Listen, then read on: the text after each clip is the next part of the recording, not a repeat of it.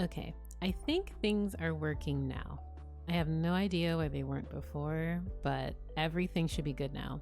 And to those who are lurking, just like Isla said before, please let me know if my audio is not smooth, if I'm cutting out or if it's too loud, if the music is too loud. Please let me know about audio at all times.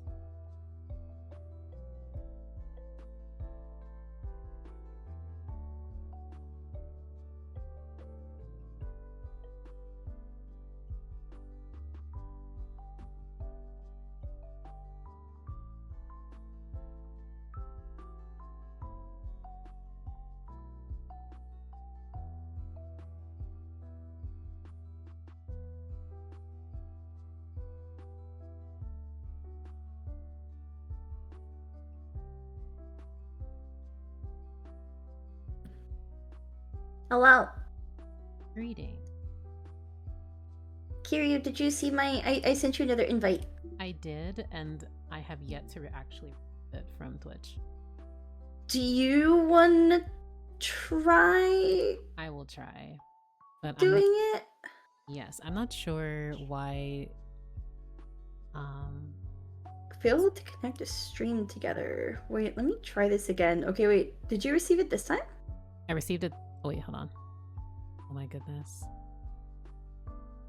I feel like such a boomer trying to work with this, but unfortunately, I don't have. Now I just got it. Oh my goodness. Yay! Okay. We're sharing chats. Yay! Yay! Hello. Hello. Oh my goodness. And let me turn my game down just a little bit.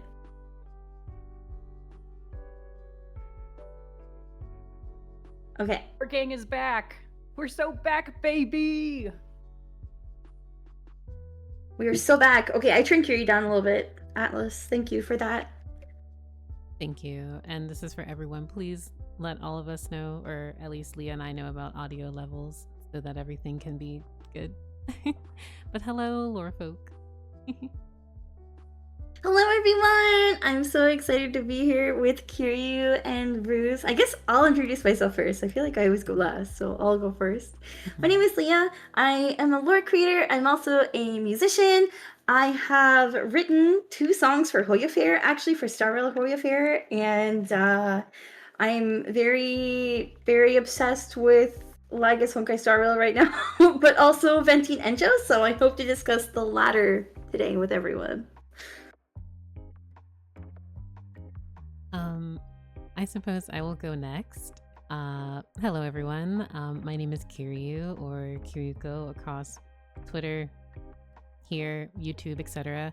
I usually, for the most part, make long-form lore content videos, primarily for Genshin lore, but Amphorius has been cooking quite a bit, so I'm really interested in Star Rail lore. But yeah, I tend to just delve really deep in lore and like talking about it with other people. So yeah, it's nice to talk to everyone. Hi, I'm Roosevelt. I make Genshin lore videos, which are mostly just me thinking out loud and shit posting. And I haven't been posting recently because I've had a lot of like crazy life stuff going on. So I'm like super behind on Star Rail. So like that's one of my goals. I'm like still stuck in like the 3.1 story. But I've heard from not just you two, but like a lot of other people. They're like, Ruse, you gotta play the Star Rails. I gotta get to railing. Railing the stars. Yeah.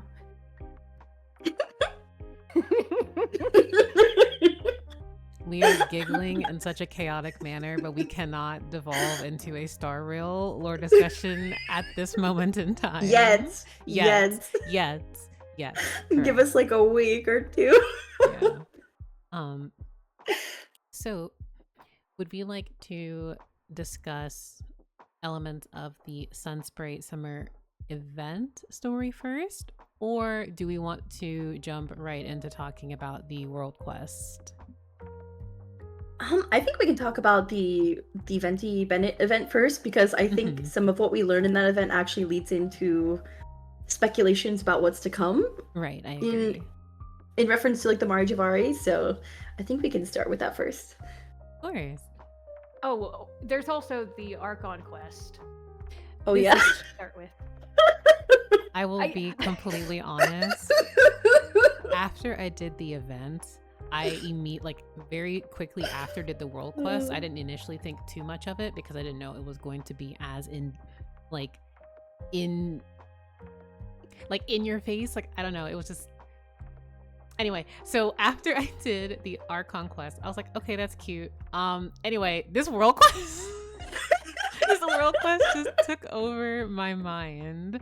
But I will say, I do think I really enjoy the Archon quest because I think it especially spoke to people who really enjoyed or kept up with Natlan's world quests, especially when we learned more about the 13 sovereign lords. Oh my gosh. Yeah. Am I remembering? Go ahead. Yes. Yeah, we can talk about the Archon quest first because I feel like the bulk of our discussion is honestly probably not going to be about Inefa. Though honestly, Inefa discussion is probably going to lead to like nod-krai speculation. So I don't know, but I feel like we could probably start with that stuff. Especially because it was like probably the first thing most of us jumped on, right? The Archon quest. But yeah, that featured the lore of like the Dragon Lords, which if you did the world quest leading into the volcano, you probably read like all those readables that also went over that lore. And personally speaking, I thought it was really cool that Inefa's story in the Archon quest was very complimentary to those notes and didn't just like rehash it. Yeah, and I actually, my experience with the quest when I was playing it, I was like, people who haven't done the world quest or like read these notes might be a little confused about what like all this background. Well, I agree, but I also appreciate how they did say they want everyone to be on the same page. We're going to be bringing up a lot of history and lore that otherwise would only be found in texts, item descriptions, things like that. So I really feel like this is very fun because even though, again, if you've done the world quests, we're expanding onto this and it's very much so front and center. But now, even at the very base, we're going to make sure everyone has the same key points to keep in mind. So with Inefa, I really liked, because I don't want to dismiss the Archon quest. It was very good and I thoroughly enjoyed it. But more of what I want to speak about with Inefa does also kind of parallel to a degree with Enjou, and we haven't even reached Enjou yet. So, I was gonna say it's for me. I enjoyed it, but the themes and narratives are screaming. Yeah, like with home, like duality, like split personalities. Like very interesting. Yeah, honestly, Inefa has a lot of parallels to Enjou in that case. I also just want to briefly like talk about like what you were saying, Kiryu, about how like the dev team put out this like live stream about nod-krai and they're talking about their intentions going into this next year of Genshin, and they realized that their player base currently is not super like caught up. I mean, obviously no one's gonna be like caught up on the same level as the devs, but the expectations are off. They are observing that with Natlan specifically, right? And so it seems like they're going to be taking stuff that was only in readables and world quests, like lore, and bring it to the forefront in Archon quests, and also doing away with character story quests and putting that into Archon quests. And I think Inefa's story quest was an example of how they're going to go about that. And it feels very Star Rail, because Star Rail has a similar method of storytelling, but it was done so well. The pacing in the Archon quest is honestly really good. It was a very entertaining story. I thought the plot twist was really interesting and not totally predictable because they present new information that contradicts the notes from the world quest. So it like, even if you've done the world quest leading up to the Archon quest, it doesn't mean that you're gonna know what's gonna happen in the Archon quest, and it's still surprising and entertaining. And like I didn't care about Inefa going in, like I'll be honest, like she didn't like speak to me as a character, but between like her demos and promotional media being super cute and like the actual content of the story, I feel like she became a really interesting character. Like they just did a great job with the Archon quest. Like that's how I feel.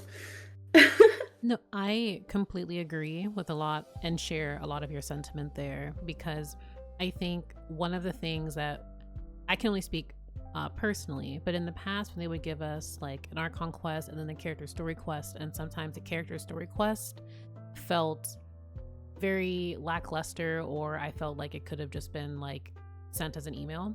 But in the way that they're doing it with, like, I personally appreciated how they incorporated Inefa's story into being the, well, prelude for the Song of the Welcome Moon. I really think that, at least again for me, I appreciated how they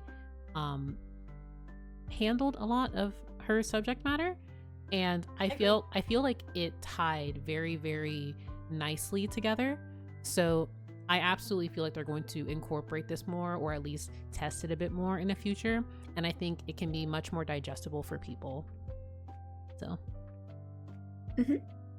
I don't have anything to add, so I'm just going to nod my head. Yes, I'm going to nod-krai my head. we are going to well, I know got the jokes, guys. I got the jokes. we will all nod and cry and nod cry, I am sure. But there is something oh, go ahead, Leah. I was just gonna say, like, jumping off what you were saying about like Inefa's, like the Archon quest with Inefa being like a prelude to nod-krai. I know some people, at least from what I've seen like on social media, have been like, I thought this was gonna be about nod-krai. Like, where's the nod-krai part? But I think they honestly did the prelude feeling very well, because Inefa's obviously going to be a character who has her home in nod-krai, where Aino is. And that's what's going to lead us into like 6.0, right? So, and also like everything with Varka. Varka's gonna be one of the first characters we meet, according to the dev stream. So, I feel like they did a really good job. I'm just rehashing that, yeah, I guess. I agree. I mean, I feel so. I can only, again, speak for myself, but when I was going through the Archon quest, I did feel it was an appropriate start, because it is the prelude, but I also didn't anticipate them going too deep into anything nod-krai until, well, we're in nod-krai in the future. So when we were learning about Inefa's identity, coming to like themes of finding oneself, the journey home, uncovering one's past, registering like what is family, those concepts, I think while I understand they can be very universal in a lot of stories, I think it will be all the more prevalent in nod-krai, and starting with Inefa I think is a good starting point. And I don't know, I felt like it was, to me, again, I thought it was a fine start, but I also wasn't expecting with this prelude that we would just be rushing into nod-krai, if that makes sense. Yeah. Absolutely. I agree.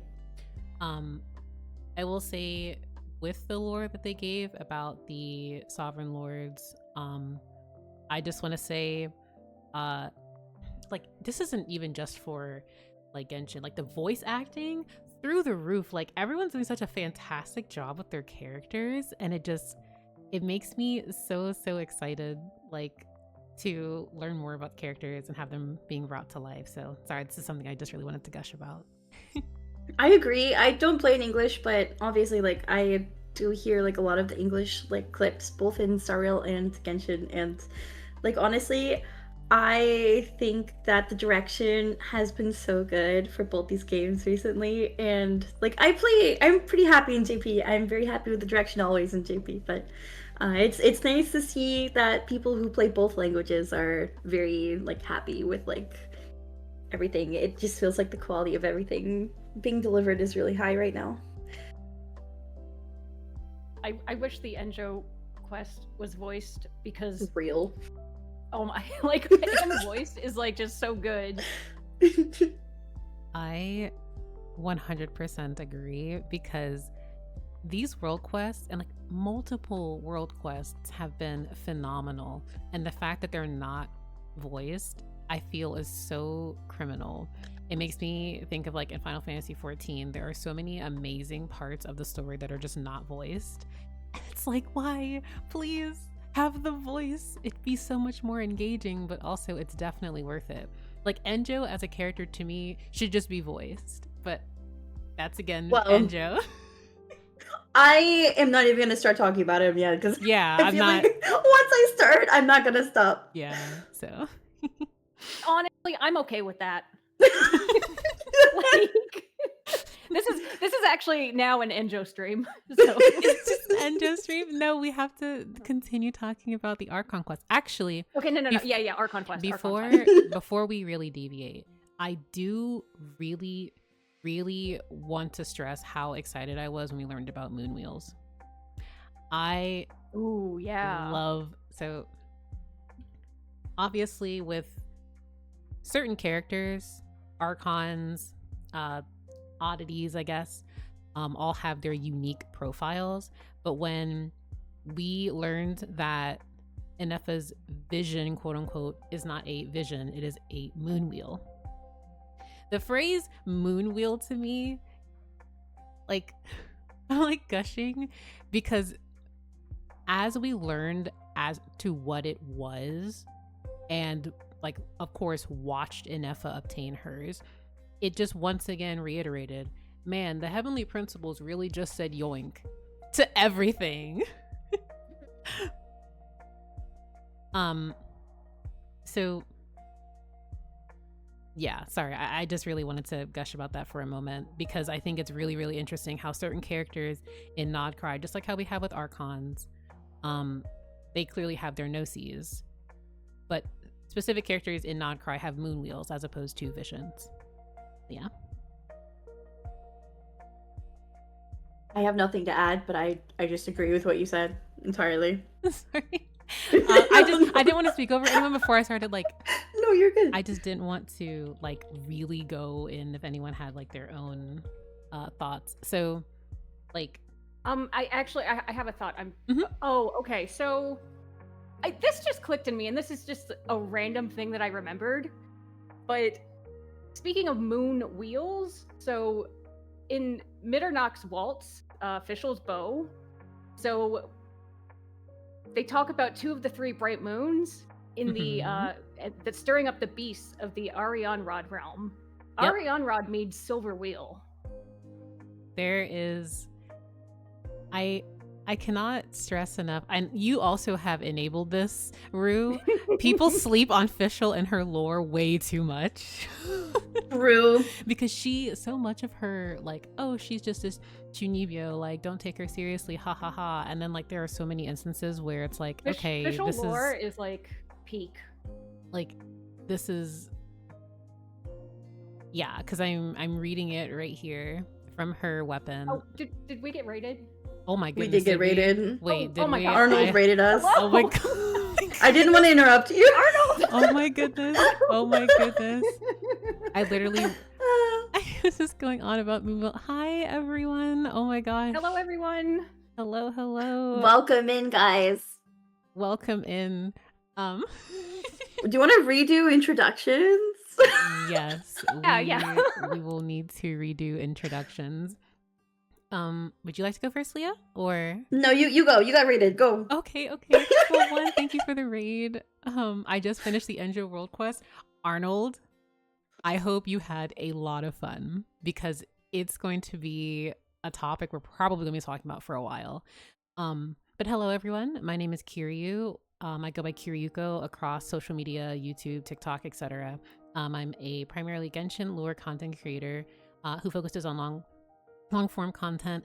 I usually scream about like Conria and stuff like that, and I always love talking about Genshin lore with friends. So hello again, and I hope you guys had an amazing stream. Bruce, you want to go? Sure. Hi, I'm Roosevelt. I make Genshin lore videos on YouTube, and usually it's just me thinking out loud, screaming about Kaya, and shitposting. and making bad puns. And also I make everything about Fischl too, because we were just talking about moon wheels and I made it about Fischl. Amazing. Hi everyone, I'm Leah. I am a musician, also lore creator for Genshin HSR. I'm trying to get back to the swing of making videos, but normally I am streaming all the quests. We're having a Lore Keepers discussion here today, and we're so excited to be bringing you content about Genshin patch 5.8. In a couple weeks, we're going to be trying to host a discussion for Star Rail 3.5, so if you're interested in that, I guess keep a lookout on either of our channels. We like to have these collaboration streams every so often, pretty much once every patch if we can help it, but people get busy. So thank you guys so much for hanging out, and thank you to Arnold for the raid. Yeah, thank you guys so much. Thank you all for being here, and thank you again, Arnold. This is so exciting. Sorry, because I'm rambling about moon wheels, and it's primarily because, like, moon wheels were created by the Heavenly Principles and the Moon Sisters. And because mind you, we learned in the nod-krai, like, development, like, teaser video that they were talking about bringing lore to the forefront, where they mentioned that the power of the moon is the most primordial and pure, potent power in Tevat. And to me, that makes me all the more interested in moon wheels, because that implies to me that they are just inherently more powerful than visions themselves. So I just want to expand more on that when the time comes for nod-krai. So yeah, I love moon-based stuff. This is going to be my region. I'll be annoying, I'm sorry. Me too. I mean, also the fact that like the Moon Sisters were creations of the dragons, right? Like, I Yep. feel like we've been given this information explicitly now, and that there's like a fourth fragmented moon on nod-krai, that like they're doing something with Columbina, and now we have moon wheels, and like what the heck's going on? Like, are we gonna have like a man-made goddess like Oh my gosh. ascending? Yes. Okay. Very quickly. Yes, Arnold, if you want to join, please just hop in. I can even like find your names. I could just add you here if you want to join. Yeah. Hello. Hello. Oh, Yo. hold on, give me 1 second. Yeah. Hello. I have you guys on the wrong receiving end of my speakers. Hold on.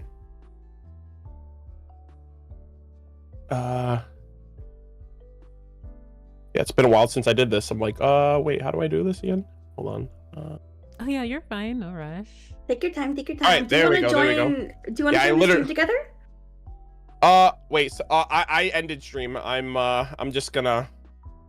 Oh, that's very impromptu. You added my thing. I was like, that's gonna be a little. I'm just gonna be a disembodied voice. Or I think it automatically adds it if. Oh, that's cool. I didn't know that. Yeah. Fuji Tech. Yeah, that's cool. But welcome. Yeah. Hi guys, my name's Arnold. You probably have never heard of me. Never. Yeah, I was like, yeah, I just finished my stream. It was 5.5 hours. Oh my god. I was taking my time, but I just finished trying to walk through the Mare Jivari with Dia with the clam set and like a team full of healers.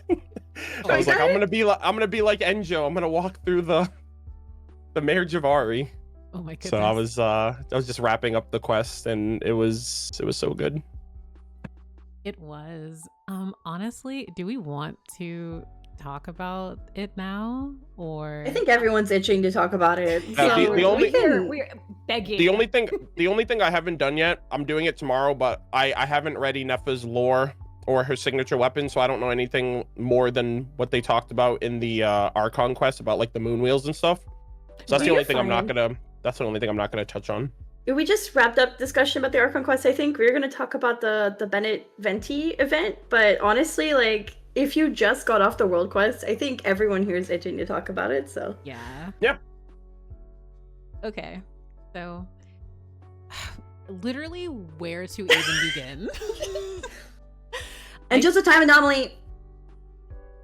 I think the fact that Hoyoverse decided to have Enjou say, I have witnessed it all, I have seen everything, but these memories are not mine. But now I'm So- going to explore. So I have a theory about that because I went back and reread like the Enkonomiya world quests, and it seems like he literally gets memories from touching objects. Interesting. So He loves touching things. He does. Yeah, because he wants to touch the bishops. He's like, oh Yeah. Oh yeah, oh yeah. He wanted to touch Kuhula Hao too. Yeah. Yeah.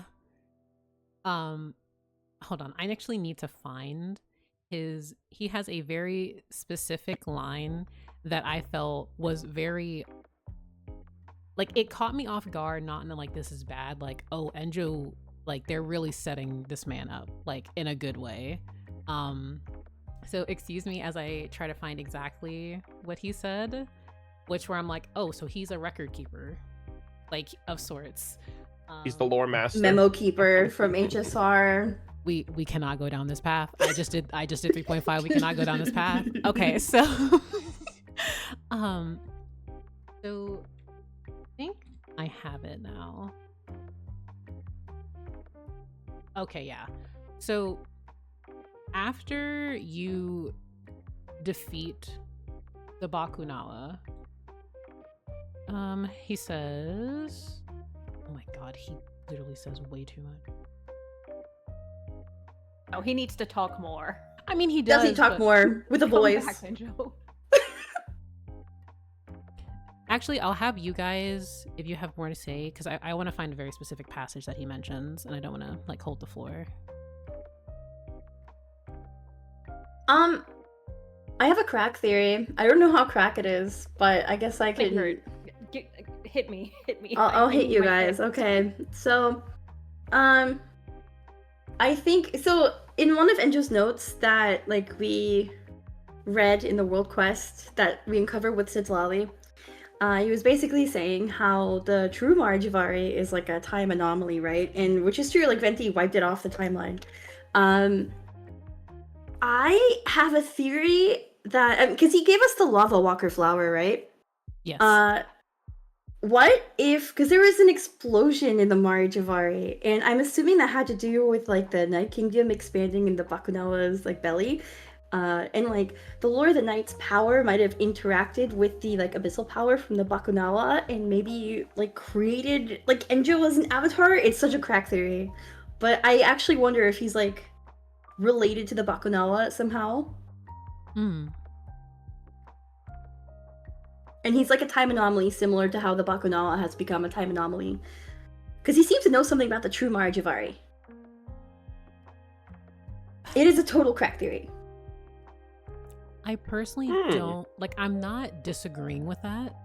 I think I just need more time to sit on it, because I definitely feel like I don't think that Enjou is just some silly character that they're just going to have say all of this, and then we're not going to have more information about him. So I could absolutely see if through some means he was fragmented of the Bakunawa in some manner, but I would just honestly need to have more, like, I would need to just think on it more, personally. I think that's an interesting angle. It's not a theory I've chewed on enough.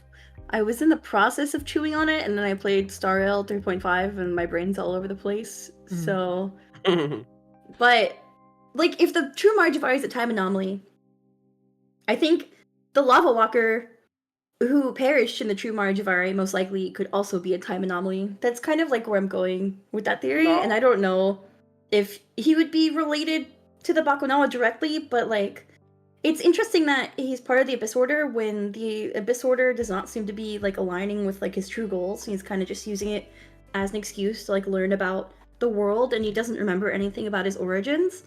And yeah. Well, we do have a question where Zell asks maybe he's related to the Phoenix that's mentioned in the Lava Walker set. That was the other theory. That I think would be very, very cool, because we actually haven't had obviously like any like immediate nod to the Phoenix, because after this world quest I did in fact reread the Lava Walker series, and there is mention of a Phoenix that was worshipped And so the idea of Enjou being this phoenix, or like some connection there, is possible. Yeah, I mean So- that's also in like Philippines mythology too, with like the Bakunawa and the Minokawa is Mhm. the phoenix. Right. So I was thinking that too. And actually, I was since just they about to said say that that. they're expanding the Mayor Jivari in future updates, maybe they'll go into that. That'd be nice. So in the Lava Walker set, I think the names of the artifacts really interesting because the one that talks about the Phoenix is called Lava Walker Salvation. So what potentially saved the Lava Walker was a feather plucked from the Lava Walker of the Phoenix. And like the last line of that artifact is no one knows if they are the song of the bird or the size of the Lava Walker, which to me kind of implied that like the Lava Walker's existence like has merged somehow with the Phoenix. They're like being equated similarly. So I think it's a good theory. Yeah, it's really interesting. I like personally it. really like it. But I have to say, the Kiryu from like 2.5, 3 years ago would have not expected them to like have all of these like world quests come together and like mentions like this. It was such a great payoff to me. I literally screamed in excitement when he was talking about all of the world quests, like giving you the Lava Walker flower. Like they are tying things together, and I really, really like that. So for us to get Lava Walker and now like getting Mare Jivari stuff in the future, like I'm sorry, I'm just gushing about it still. Also, Vanessa's- just another random side note about Enjou's name. So Enjou, when we first meet him, he's like, "Oh yeah, by the way, my name means above the depth." Right. But it also means flaming. And like in retrospect, after that Enkanomiya quest, it's like, oh, he's a pyrolector. Like that makes sense. But now it's like really tying into like the fire themes. Yeah. Just an observation. I actually thought that after the special program came out for this patch, I mentioned, I was like, oh man, I'm so excited. I hope they mention Stanley and the Mayor Jivari with the Bakunawa. I'm excited for like all these lore threads. And someone was like, yeah, and the Lava Walker too, because I forgot to mention that. And then I was like, for the first time ever, I was like, wait a minute. Enjou's a pyrolector, and the Lava Walker's a Lava Walker. Yeah. So I was like, wait a minute. I like that comment about also the Lava Walker. They might talk about that. That like awakened my brain. And I was like, wait a minute. They might be cooking. So yeah. I also agree too. I mentioned that at the end of my stream, how like I personally feel like Natlan did a great job at weaving a lot of the world quests and like discoverable lore, like through books and artifacts and stuff, into like their main quest really well, especially with the talking stick basically became like a main focus of like the Archon quest with Tenoch and the Heroes of Natlan, and the Unfinished Reverie set. Like both of those things we got when Fontaine was still out, and the Unfinished Reverie went on to like be like a prelude to like Ochka Natlan and the Cinder City, the Sacred Mountain. And so I loved like going through that like portal and making our way to like this hidden, tucked away like mini speakers chambers with like all of the previous pyro archons, which was another thing that I talked about early in Natlan. I was like, man, I really hope we learn more about the pyro archons besides Mawika and Shibalanke, and they just gave us so many of the other names and mentions of the previous ones, which was cool.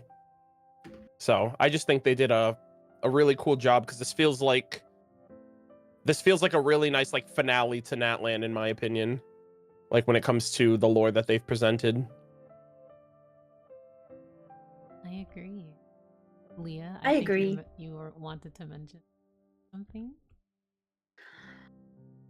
I was gonna mention something related to the Lava Walker set again, because I remembered that I was talking with a friend about Enjou's lore. I think I was talking to Netzi, and I think he suggested that like, what if the Lava Walker's power is similar to like how Signora like gave her life to the flames out of grief.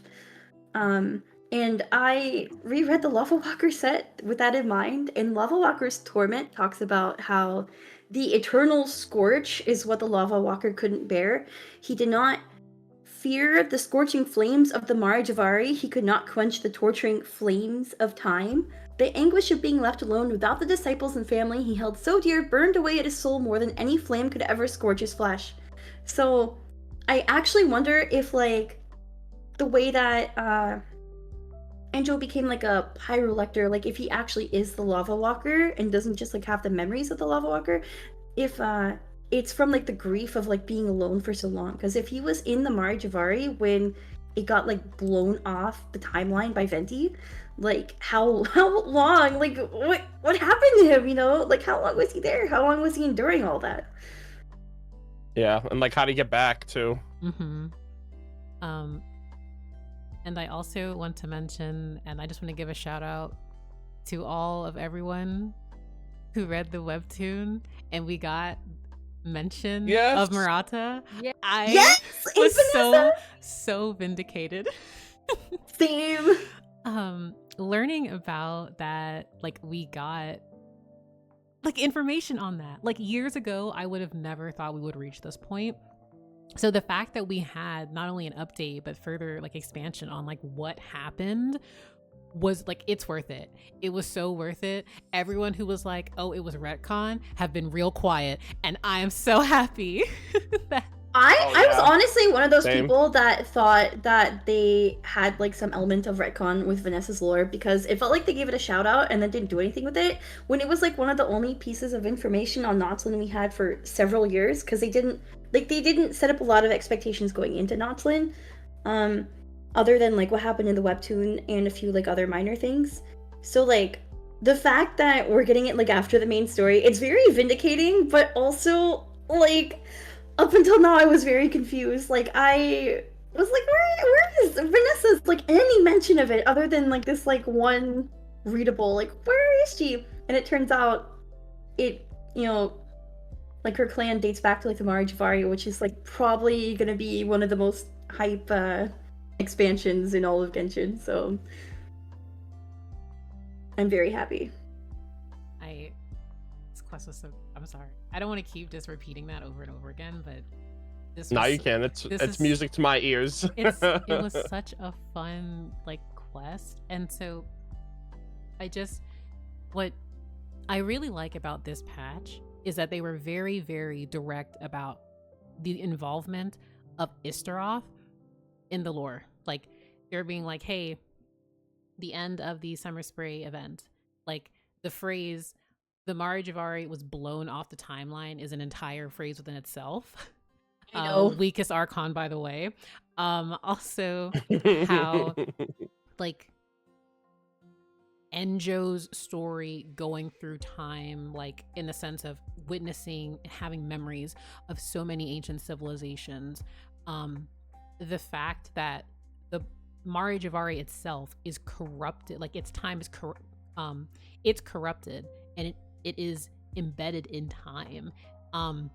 Like all of this is just so fascinating to me, because time has always been like a constant, but it's like really like, hey, we need you guys to pay attention and look at these parallels and these patterns. So I just think that's really, really cool. I am very curious to see like what direction they're gonna go with Genshin now that they're bringing out like how time is involved with like Venti, and like Istaroth seems like apathetic according to Venti, while he has like Tevat's best intentions at heart and is acting and like editing the timeline basically with like fragments of her power in order to push Tevat towards like a hopeful future. Because like I clocked the wind and time parallels from like version 1.x basically. I was like the wind and time conspiracy theorist on Twitter for so many years, and then they are finally like making it so explicit. I also just so one thing that I really appreciate is that they in fact just confirmed, like, yes, this is the direct connection. You guys have been speculating for years about it. Here it is in your face. And I just feel like, yay, this is really exciting. But now that I think of, oh, Venti blew the Mare Jivari off the timeline so that the corruption of time would not proliferate throughout the rest of Teyvat, the lore conspiracy theorist side of me is now like, okay, well, what else has been done in a similar manner? Like, And also, we say this sorry, current timeline, but what else? What other places, spaces, domains, timelines? Like, where do we go from here? Because he even mentioned at the end of the Sunspray Summer, like, the event, that this was just a prologue, and he just gave us like that Right. little bit of stuff. So I mean, also, like, going off what you were saying, like, it's not just like what else has he done, but what has he done that was attributed to Astaroth? Like, we had the Archon quest with the twins, right, and all the time shenanigans there, and our Abyss twin was like, oh, this was Astaroth's doing. Was it actually? Because Venti seems to have inherited some of her powers and is able to edit the timeline, and he is the one that is not apathetic. You know, he cares a lot and he wants to heal the world according to the anniversary wing. So it's like, what is actually going on? Like, how much has he done that he just does not take credit for because he'd rather spread misinformation about himself and roleplay like a drunk bard that's useless, you know? He's convinced a lot of people that he's not very useful. also, I do want to apologize. I feel like I've been rambling a lot, and Rue and Arnold, you are more than welcome to like add your own 2 cents. I stream. I mean, I'm here for the vibes. I streamed for 6 hours. I was like, I know I'm gonna ask to join, but I feel like I'm also not really gonna be able to contribute because I'm like exhausted from the stream. Oh, of That's course. so But fair. you know, I just, you know, I also was like, I saw the tweet you guys mentioned the other day that you guys were doing this, and I was like, oh man, they're streaming the same day that I'm doing the quest. Otherwise, I would have joined sooner. Oh, no, But you're fine. you know, but yeah. So I We're just glad wanted you're to here. chat for a bit because I know you guys did a couple of discussions since the last one we did. So it's been a minute. Yeah. You're always welcome. It just is a matter of trying to get everyone scheduled together. You know, life Yeah. happens. So, but yeah, there's no like pressure or anything. I agree. Um, Just want to make sure we're not like overshadowing people. Oh, yeah. as yeah, well, no. So for me, it's like I'm having that moment. It's like, why can't I hold all these limes? It's like my brain is like almost too full because like any sort of mention of time, obviously, like I've made like dedicated videos about time. You know, it kind of short circuits my brain. So I'm collecting my thoughts. I will make myself present when I finally find my brain cell. Oh no, you're completely fine. One thing I did want to mention too in the quest that I think is so horrifying is how powerful the Bakunawa is, and how Ryan Dotier was like, oh wait, actually, hold on, I can't actually control this. Oops. Anyway, bye. And it ate part of her body. Yeah, it ate part of her. Yeah, that's crazy. I was freaking out on that. I was like, oh my god, my queen. Also, can we talk about how we have not went to the true Mare Jivari? Like, including in the Bennett event and also in the World Quest, we were only going to, like, shadows, like, mirrors of the Mare Jivari, and there was some, like, abyssal presence, like, talking to Bennett as if it were, like, a trial? I have to wonder who's behind that, and also Venti was saying that whoever hid the Mare Jivari a couple decades ago, it's not him. It has no relation to him blowing it off the timeline. So, like, what is going on? What's going on? That is a genuine good question, because as we were learning, like, we learned of that abyssal simulation of the Mare Jivari calling out to Bennett. Then we see his constellation in the sky, and it's like, oh no, we have to save the boy. What's going on? And it's like, so what we experienced with Ben, like, that was just a simulation, and like his trial by fate was conquering that. And I'm so happy, one, that Venti was there, because Venti kept telling the party, we gotta go, we gotta go, we gotta go. Like, not only did he want to guide and return the souls that were unfortunately lost due to his decision 500 years ago, but how he just refused to give up on Bennett, I just thought was just so heartwarming. And like his chant of like, because one, I especially love, like, I'm jumping all over the place because this summer event made me so emotional about Bennett Genshin Impact.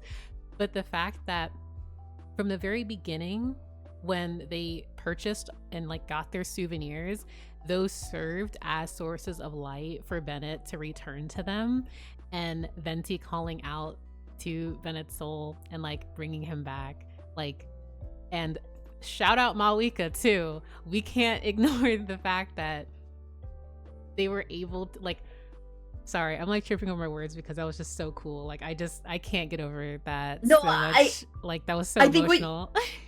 I think what you're about to say is exactly what I was gonna say, where like Mavuika literally opened a portal to the real Mare Jivari to bring out the lost souls, and I think it's because of the Night Kingdom inside the Bakunawa. So basically, like, she must have been able to access that Night Kingdom through the Lord of the Night's powers. So that's crazy. And like Venti being able to like restore the memories, and like there were so many good moments in that event.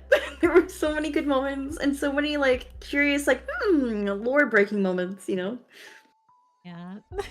So like, I won't even get into like the, like, Bennett's parents sacrifice, like, them, they as well as the adventure team That sacrificing, cutscene is so badass. that they sacrificed themselves to ensure Bennett's safety. Like, I was in tears. I was just like, after everything happened and then it cuts to Aroni and you just hear Bennett crying, I'm just like, my baby boy.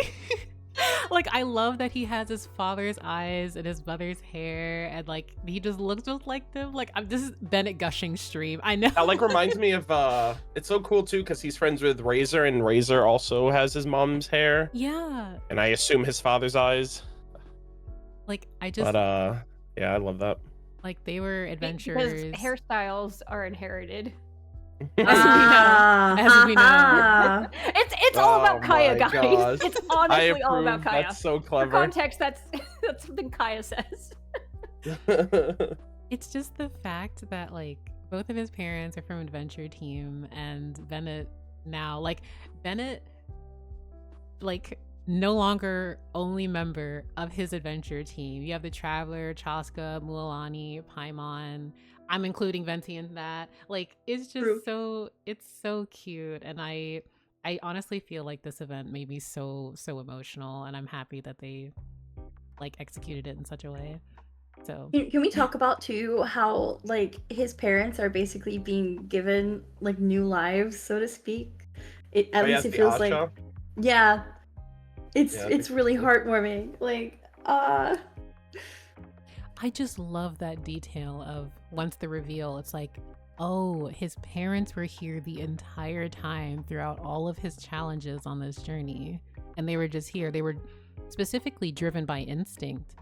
To like, even though they didn't know, it's that protective, like, you know, parent in them, and I'm just like, oh, I want to cry. Also, yes, macaroni. Their names. Yeah, I was gonna mention that. I like the shipping name. Very cute. But yeah, I feel like I've just been like rambling so much because I've just 5.8 has just been really fun, and it's been great. From the like limited event into like the world quest was just a lot. But I feel like everything in 5.8 connects together. No, you're fine. You were saying. Oh no, I was also going to point out, tying together the Archon quest, the world quest, and the event, like this theme of like home specifically. Yes. Like, you know, with Natlan, or is Bennett getting invited to stay in Natlan, and he chooses, you know, to go back to Mondstadt. They're screaming at us about home. And I also, so one thing that I had thought after completing all these different events and quests and everything, was when we first meet like our sibling in game, there's a line where Traveler is like, hey, let's go home now, like I found you. And the sibling says, yes, home. Home is wherever we are together. So this is going to, so I feel like in nod-krai they're really going to like hone in on this, but I think it's going to tie into the Travelers, obviously. So They're gonna home in on it. Damn it. I mean, Inefa had a very similar moment, and it's interesting because both Bennett and Inefa are facing this like interesting circumstance where they're learning of their Notlin connections, right? Like they learn that they have connections to Notlin, and they have the option to come stay and explore it as like a second home, and they probably will, but they're always gonna go. You know, Bennett's gonna go back to Mondstadt. Inefa's gonna go where Aino is, so. Also, I want to add to that. I really appreciate Benji's comment because Enjou saying, how about you two? Where is your home? Like, oh, this game is so good. Sorry. It's poetry, it rhymes. Yeah, it's poetry, and I loved the theme of home this patch. And it's like, we're talking about home. Should I be worried when we go into nod-krai? So yes, I thoroughly had, like, I think they gave us so much to chew on, because even after the world quest, The Last Survivor of Tenochtitlan, I'm mispronouncing that, my apologies, it just gave me more, like, it just made me have more questions. So we'll see, but I definitely think that we're going to be in for a treat, nod-krai. So yeah. Joe not knowing where his home is, really. It feels like he's exploring all of Teyvat and picking up on all these memories in hopes to figure out his origins. Like, that's what it feels like to me. Or at least how to access the true Mare Jivari. Because it seems like he doesn't really, like, he's speculating his homeland, quote-unquote, could reside in the true Mare Jivari, but getting there feels impossible. How did he even get out? These are so many questions that I hope we get the answer to in due time.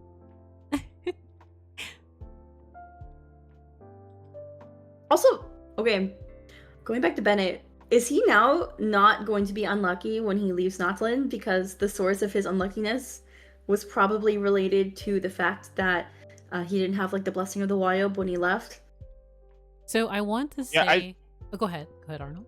Yeah, I was just gonna say I'm actually really excited to see what content they put Bennett in moving forward for that specific reason, because like I feel like every event that I can think of that Bennett has been a part of, there's always been some type of like I guess like comedic moment where like, oh, Bennett got his head stuck in a hole or something, or Bennett and Razor accidentally locked themselves in the Thousand Winds Temple for something. And so like Bennett has always kind of been written out of certain stories that he's been a part of because of his bad luck. And so I hope they do kind of confirm this event as like, okay, Bennett's days of bad luck are over, and I hope he can be a more prominent character in like the guild and future Mondstadt events especially. I will say though, I'm very excited for him to eventually become the most legendary adventurer in all of Teyvat. Also... that moment, I got super emotional when he said that. I was like, I can't wait. But also, I'm going to need for Hoyoverse to insert a new idle animation where he's not getting hit by a rock over and over.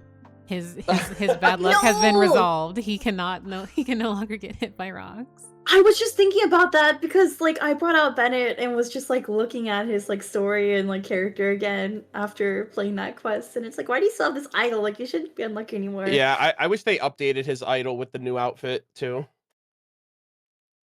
Also, but go ahead. You can go on. I was just going to say, I do think it was very tragic that the adventurer who saved Bennett in the Mare Jivari, like in his character story 3, it's vague quotations how they perished due to their injuries before they were able to like tell what happened, like what they could about Bennett. Yeah. And and his final words were will, adventure, and final treasure, which to me is just so, it's bittersweet in the sense that of course someone like passed away, but it's like, so there was so much sacrifice just trying to get Bennett to safety, and it just makes me want to like hug him all the more because he deserves nothing but the best. So yeah. Also, it took me a while because I completely forgot how Bennett obtained his vision, and it was the quote-unquote final treasure of the, like, because he went on an adventure attempting to, not, I don't want to say attempting to, but you know, one expects like treasure or something, and at the very end, after unfortunate circumstances, he was very, very injured, and then he passed out due to blood loss, but he woke up with his vision, having like, you know, cauterized his wounds, and he was okay. But fate giving him a vision on an adventure when he was severely injured just made me emotional all the more again. So Yeah, I think they did him justice. I was so happy. I agree. And finally, the confirmed Natlanese after all these years. I also think he's got like the best gene pool out of all. Like, he's the Masters of the Nightwind and the freaking Collective of Plenty. I'm like, bro, that is like so cool.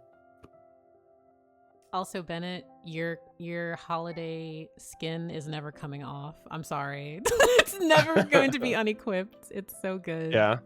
I like how the model looks a bit aged up a bit too compared to his younger, like his other, like his base model. Mhm. He kind of looks he looks pretty different. I like it. Yeah. I'm really happy with how they have continued or brought many things together when it comes to Bennett's story. I think it was really well timed too.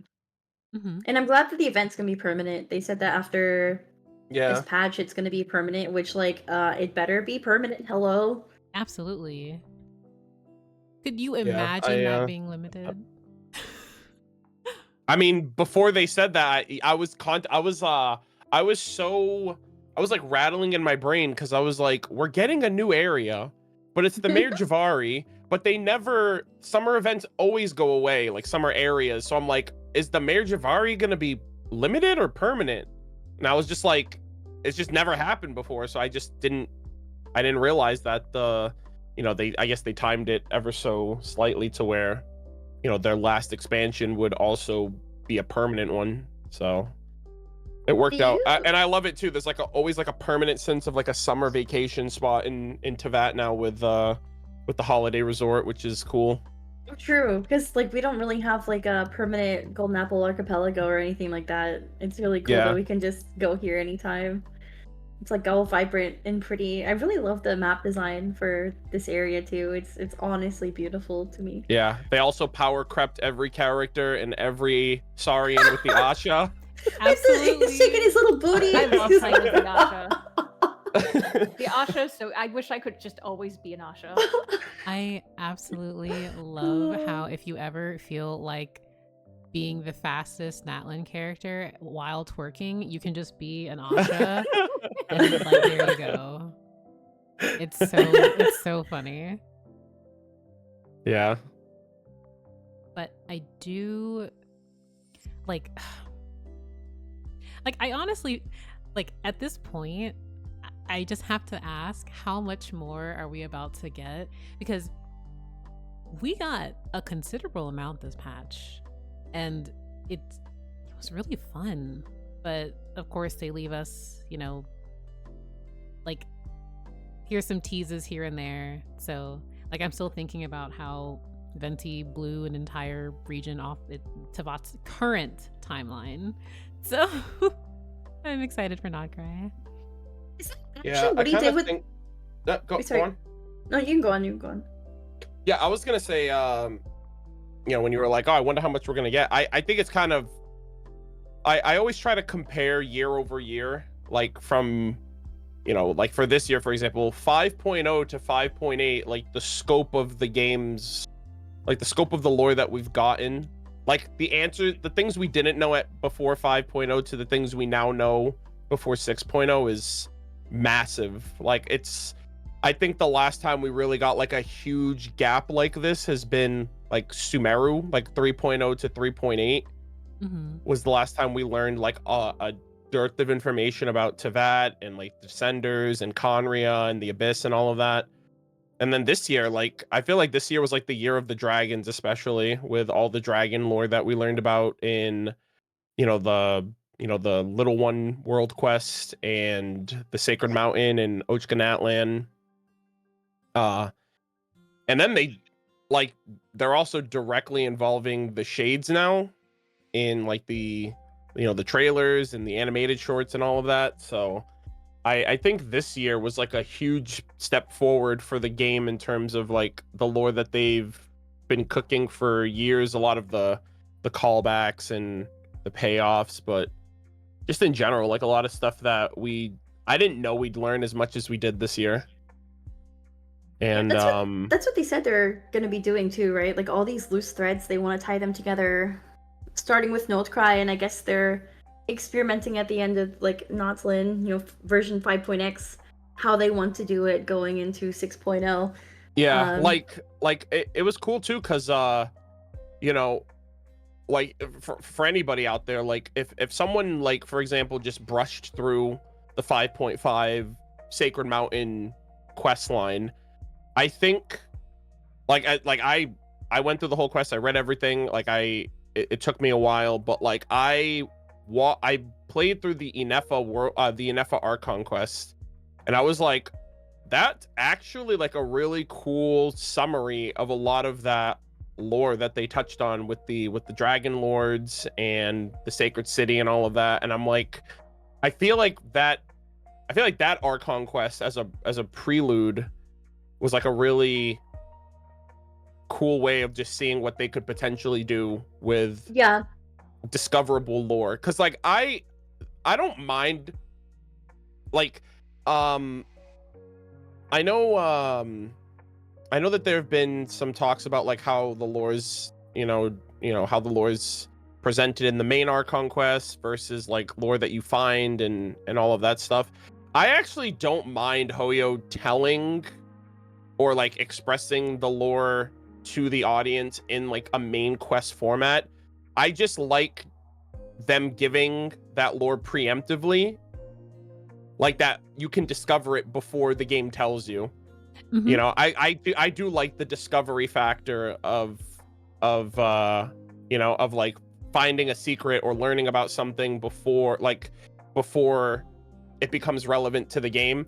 And they've done this, especially I think one of the first times I noticed they did this was in Fontaine, actually, with Remoria. Like I remember the Golden Troop artifacts that like talks about Remoria, and they had like a book in Fontaine when it came out. And then when we learned about the Primordial Sea from Risley, he talked about Remoria in the Archon quest, and I was like, oh, that's kind of cool, because that's kind of optional external information that's not really anywhere else in the game, aside from like if you went looking for it or if you read up on it yourself or whatever. So that feels like super rewarding to me. Like I like that rewarding factor of like I'm kind of like locked in. And so I just hope they do that in nod-krai, like even if they're intending on streamlining the lore more directly with the main Archon quest.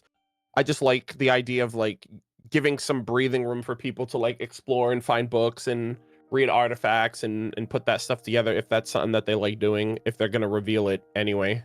This is like basically almost exactly what we were saying earlier before you joined, that like the way that they wrote this quest, this Archon quest, was really good in that it complemented what we learned in the world quest before it. It's like if you did that world quest and you did all the you read all the readables about the Dragon Lords, it didn't really spoil anything in the Archon quest because it still had its own like twists and turns that were removed from that lore, and they presented new information that made you second guess what you knew until they like gave you the twist. That like no, the notes were correct. Someone was executed. They're dead. So, but like expert level gaslighting in that quest. But like I really like how they handled it, and I do agree that I feel like it shouldn't replace world quests. You should still have world quests. But if they expand on those world quests in a new story that complements it in like a voiced Archon quest, I think that's really really cool. I think it's a great idea. And like if they keep following the formula that they did for this Archon quest and the world quests preceding it, I think they will be pretty successful. I know people were so worried about this like announcement, and I think they're gonna handle it pretty well. So I'm happy about that. Yeah. Speaking of foreshadowing, there's a little detail. This is kind of a side note. But I think there was actually a very revealing detail in the Archon quest, which further confirms that Sandrone is a creation of Elaine Guillotine. Yes. Ooh, yes. Yeah, so it's how all the Fatui unit calls him a variable. And this specific language was used by Renee of the Narcissenkreuz Ordo, and Renee and Elaine were besties back in the day. Oh, Narcissenkreuz, you will always be famous. My goat. Perpetually. Renee, my goat. This reminds me of something. Someone pointed out recently to me that the only other like Abyss character we know that can transform into like a Lector that has like a human form is Jacob. And Jacob became that way because Jacob went through experiments with like Elenis Blood, who is also probably a creation of Reindadir and like is not compatible with the world. Yeah, thoughts about parallels to Enjou. Okay, wait, actually, that reminds me. There's a note where Enjou specifically talks about an abyssal form of power that even the Abyss Order doesn't have access to. And going back to our previous discussion, he attributes that to a distortion or disruption in time. That there's like a higher abyssal power. So, and I think this is like what Renee had basically been exploring early on. Early on with Jacob. I just want to add that shout out Caterpillar. Always. I just want to say shout out Caterpillar because I'm like, man, when I think about your story, I wonder how you're doing right now. But come back to us, Caterpillar. Please, we would be very interested. But I wonder if we're gonna meet any other lectors or heralds that are like I noticed that too. I was like, oh, it's interesting that Enjou is a pyrolector, but he's not like really in the order. Like I attribute it to like, oh, he's just like everyone in the order just thinks that he's Conrian, and they're just like, oh yeah, that's Enjou. I don't really know. Like, I don't really remember him, but I assume he's one of us because he's he's just hanging out.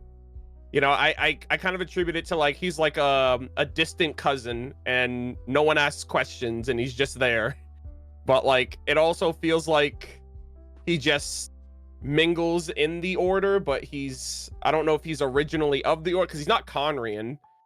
So allegedly, but like and I thought of Jacob too, because I was like, oh, Jacob also used the Abyss, but he wasn't a part of the order really. So I wonder if there's gonna be any other individuals like that, because we got an Electro Lector and we got a Pyro Lector that are kind of using the Abyss, but they're not of the Abyss.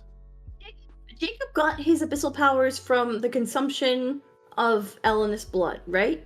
Am I remembering that correctly? I believe. Before I think so. I believe Yeah, so, but let me double because check. because in in Renee's notes, Renee makes a joke about like comparing Ellinis's blood to the jam that they would put. Or That's that they would eat, right. like, Yeah. and Jacob didn't find that funny. So this loops back to my Enjou could be related to Bakunawa somehow theory, because Bakunawa has abyssal power, right? He's like a creation of Ryan Dottir, Yeah. another creation just like Elenis. So Actually, there is something unique about the Bakunawa, because there is a note that says that, like, oh, its power comes from that transcendent form of abyssal power, whereas the other creations have the life power. Yeah. It said like the Bakunawa was not created with the same life force as Gold's other creations. It was like its permeance comes from like a more transcended form of the abyss.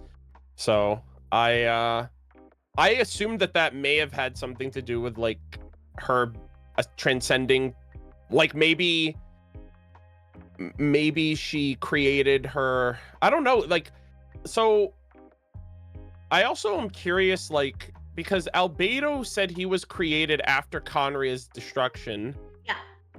But I guess Albedo would be the exception in this case. They would be talking about like the other like beasts that she created. Yeah.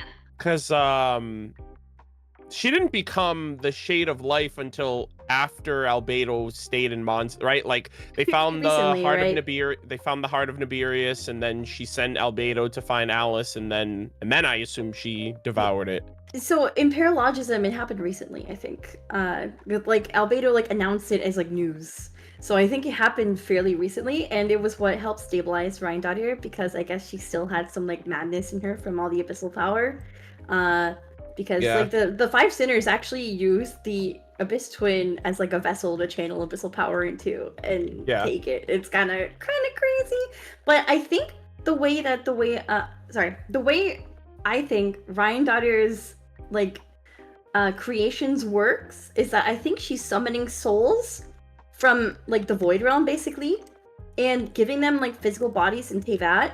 And for like everyone except for Albedo, they have not they've not been compatible with life in Tevat, even though like the soul wants to get along with, you know, everyone. Durian wanted to get along with everyone. Elenis wanted to get along with everyone. For whatever reason, their bodies are not compatible. There's some instability, and then it led to like fights and abyssal outbreaks and stuff like that. And so I think that's also why the Melusines are the way they are, because they were born from like an explosion with like where Elenis' body, They're like which is abyssal in nature. But it combined with primordial seawater, so it made them half compatible with the world. Yeah.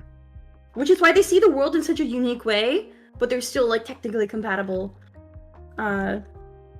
But yeah, I think the Bakunawa is like an extreme case, and I wonder.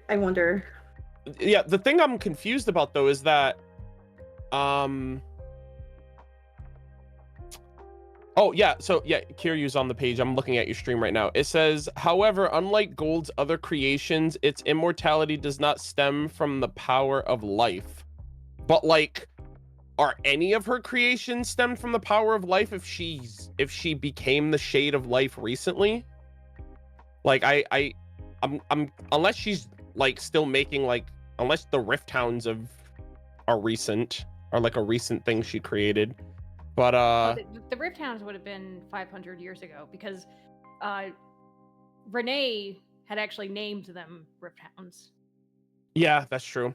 I mean, she could also have creations we just haven't seen yet. Like the Bakunawa was a recent, like a recent discovery that we found out. Like we found out recently that she created that. So I think she may have had like a. It's mentioned in the Wandering Troop artifact set, actually, isn't it? I think at most they mentioned like, I mean, we knew there was a monster in the Mare Jivari because like we know that killed Stanley, but like we didn't know that Ryan Daughter created it until the special program. Right. Yeah, we didn't know that part. Yeah. Yeah, so like yeah, we knew the monster was there prior, but yeah, so I just don't know what they mean when they say unlike her other life form, unlike her other creations, the Bakunawa wasn't created using the power of life. I'm like, but then what is that then? Like how, like what does the power of life have to do with her creations if they were created before she became a shade? What's the exact note? I'm sorry, you both spoke at the same time. So one thing that also confuses me, sorry to make this about Narcissism. No, that's fine. But I need to like sit down and like deep dive this, because in one of Renee's notes, he directly compares Durin's blood to Elinus's blood, but Jacob seems to have that transcendent power, or maybe there's like a more transcendent power. Hold on, I'm gonna stop talking. I need to think about this more. Okay. If it's up on Curious Stream, is it possible to get like a screenshot of it so I can reread it? Yeah, it's the investigative report Bakunawa. She's on it right now. So yeah, it says however, unlike Gold's other creations, its immortality does not stem from the power of life, but rather a more transcendent form of abyssal power that may be beyond even our order's understanding.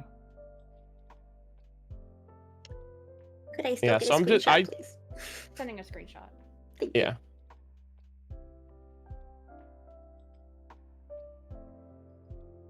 Yeah, so that almost implies that that the immortality of like Durin, like everyone but the Bakunawa's immortality stems from the power of life.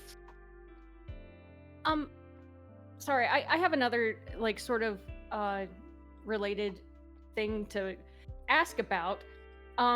Speaking of paralogism, do you guys remember how like they made Durin and the ingredients Albedo needed was the Bakunawa, the embryo, the blood from Durin, and also obviously Symbiolanka Durin? Yeah. It all ties together. My apologies for that. I just zoned out, Leah. Your request, sorry. Thank you. Wait, Bruce, could you elaborate?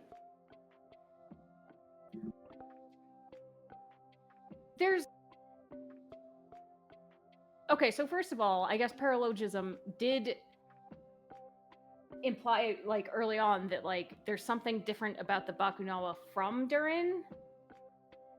But it's not... See, this is where I'm getting confused. Didn't Albedo say that the, like, Bakunawa, like, the part of the Bakunawa was meant to stabilize the like, corruption in Durin's blood or something like that? Hold on, I pulled it up. So the corrosive nature of the dragon venom and the heightened vitality of the monster remnants will offset each other. Yeah. So I just get so confused because it seems backwards, because the investigative notes say that Durin has the power of life, but the Bakunawa has the abyssal power, which I would think would be the corrosive one. Yeah. I agree. Yeah, I'm just getting tripped up in some of these details.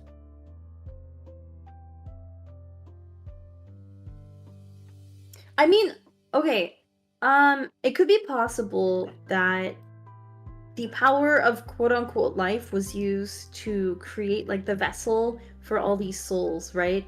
Like, the same power used to make Elinus and Durin created Albedo, and it's just that the you know, Durin and Elinus were like failed experiments and were not compatible to that, but Albedo was finally the success, but it was using the same methodology, whereas Bakunawa was created in an entirely different way. Right. I'm also curious if it's Chemia. That's the reference here. I think the art of Chemia is just used like in general, because like that's what Albedo uses as well to create life. Yeah, that's what I'm saying. Like I was thinking of like, oh, the power of life. I was thinking, oh, that's you know, the shade of life's power, like the shade of life's life power. But I think what it's basically saying is Reindarter created all of her other creations using Chemia, but then she created the Bakunawa using Something the else. abyss. Yeah, exactly. That's what I'm getting at too. Like she Yeah. used the same methodology for everything except for the Bakunawa, and like the way that she's trying to enter like the garden of the gods, right? She's trying to create life and become like the gods, and then she actually ended up consuming the shade of life. But until then, she was basically like towing the line, and committing like grave sins in the eyes of the gods by doing what should only be done by them.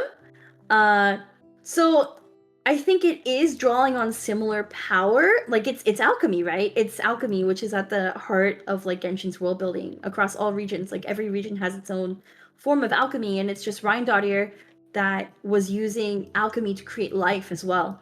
So I think that is it. Like there's some like maybe it's using the power that was channeled into the Abyss Twin for the 5 sinners. I don't know. I was thinking about this. This is gonna, like, you just reminded me of something with when you mentioned like Reindadir eating Nibirius and it kind of like mellowed her out. I was thinking about, because like I go into like anime logic territory sometimes when it comes to the story quest. So when I did Skirk's story quest and we learned about Certology, I was thinking in my head, I'm like, okay, how are they gonna twist this? Because the way I approached Certology until like the end of the quest was like, I wonder if the Abyss, I kind of believe that Certology, you know, he was born in a prison, he came from nothing, he's like a prodigy with everything that he did, and he was always like yearning for more, like never satisfied, always growing, always getting stronger. And I feel like that I think I talked to Kiryu about it when you were reading her lore, actually.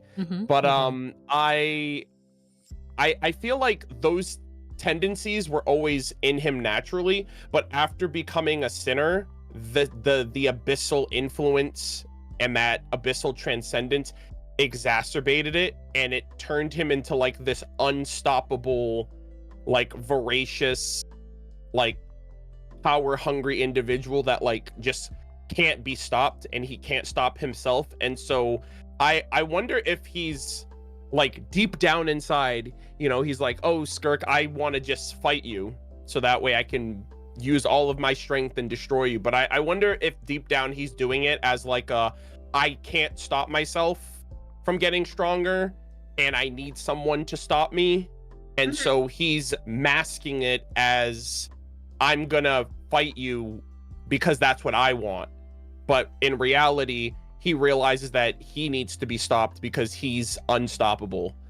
And I also wonder if the same thing is what, like, I wonder if that same mindset with the Abyss is what affected Reindadir to become this like crazy person who was just creating these abyssal abominations and going mad with abyssal power until Nibirius like evened that out. I think so. That's just what I've always thought about, at least them two, because I don't think we don't know anything much about the other ones. I definitely agree. I got the vibes during Skirk's quest that was like, Certology like picked Skirk because she had the potential to actually like kill him one day. Yeah. Shout out Certology for being an absolute demon. We'll definitely see him in Star Rail somewhere. All right, he's out there somewhere. I joke, but also unless. No, that's actually like really. I mean, to be fair, he got so bored of Teyvat, he just left. Because you can just do that. So, you know, if he's out there somewhere in a galaxy in Star Rail, who knows? But no, I've just been quiet because I've just been really thinking about what you guys are saying. And I think that there absolutely is like credibility to that. And I think that's just so fun and interesting to think about. But yeah. Yeah, and the Rift Wolf drops, it does, you know, talk about how Reindadir was like literally going mad when she summoned all of these Rift Wolves, and it was like she was just like drawing them and discarding them like scraps of paper. Yeah, I think it also mentioned like she accidentally made the Rift Hounds. Yeah. a lot. I mean, a lot of them they were accidents, but at the same time, Raiden said during her second story quest that the Rift Hounds were actually like the front of the Abyss Order's attack. Yeah, they were like not the scouts, but like they're like the first line of Yeah. Eating up first all wave. the ley line energy, right? They just Yeah. eat energy, yum yum yum. And the Bakuno also likes to eat energy, yum yum yum yum. I also think it's hilarious that Albedo so casually was like, yes, my master was like a little mad before, but ever since she devoured Nefarious, she's like more stable now. And I'm like, True. She grabbed the wait. Snickers. but then also we, it's we, go ahead, Rue. we are also talking about the same dude. So I don't know if you remember Albedo's teaser where he just casually halfway draws a Geovishap Yes. and it just walks off. It's this monstrosity and This he's like, abomination. it's so casual. This abomination. It's like, Albedo, what's wrong with you? I think Albedo about is that so- all the time. He's so funny. Like Albedo Genshin Impact is just the main character. It really hits at the world building of Genshin though. Like every time I think about like how things work in Genshin, I think about that teaser. Like that was ahead of its time. It was literally like a 1.1, 1.2 character, just like drawing something and creating it, like creating life that's literally walking around half drawn.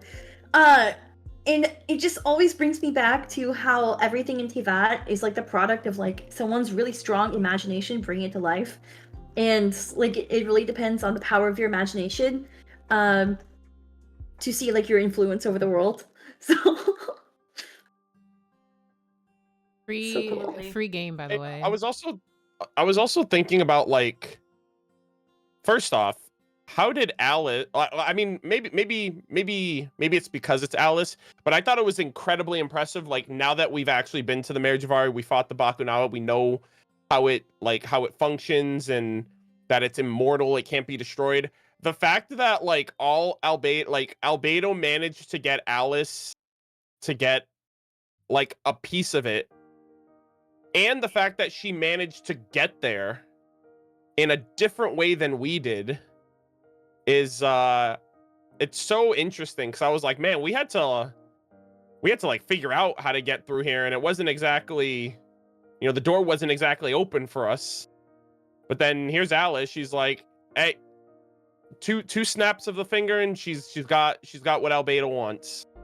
So I don't know, I just thought that the hoops we had to jump through for this quest, and the fact that Alice did it in like a fraction of the time, just shows like how incredible she is, and I'm so excited to it's like meet her all the more for that, because even like damaging the Bakunawa is like, we couldn't even do it by ourselves. We still needed Enjou to help us, and yeah, she was just like, just say the word and I'll do it.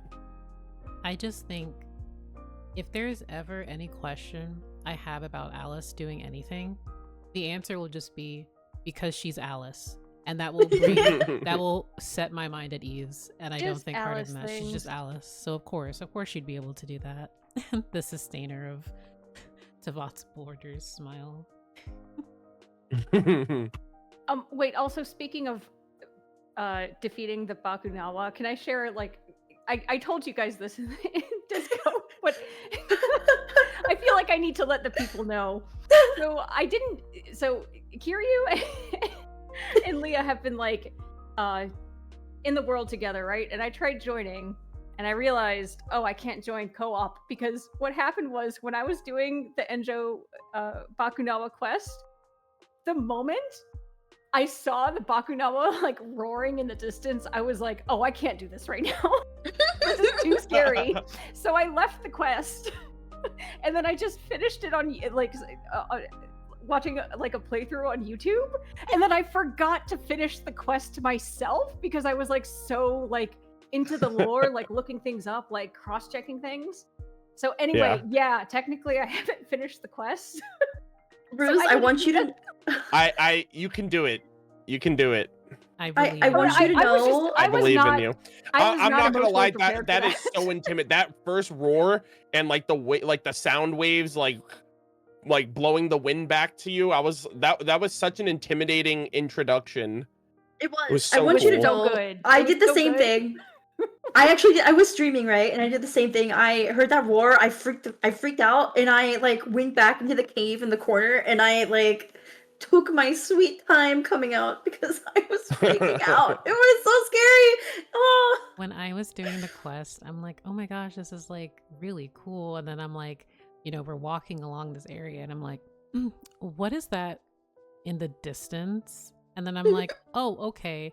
As we get closer to it, I'm like, oh, I have to fight it. I see. Here I am. Just be like, okay, this will be like cute little small like world boss or whatever. I was humbled very quickly, and I did not appreciate how huge this thing was and how powerful it was. Like, I love it. I love it because now that makes me wonder about more of the scale of like monsters, but it's intimidating. I don't. Apparently, you can fight the boss. You can like damage it normally and not do the like the Enjou bits for it, which is With the YO. quite ambitious.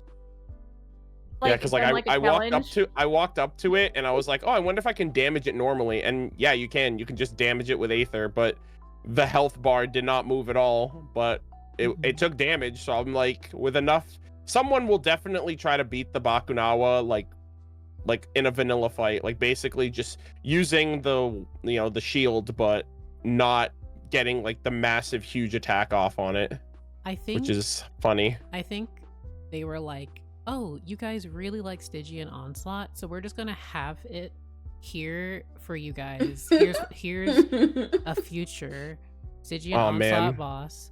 Also, because like I went in there with like my Skirk team, and because at first I'm like, oh, maybe I don't need to use the Wyob. No, you need to use the Wyob or you'll just suffer for a while. Yeah. Yeah.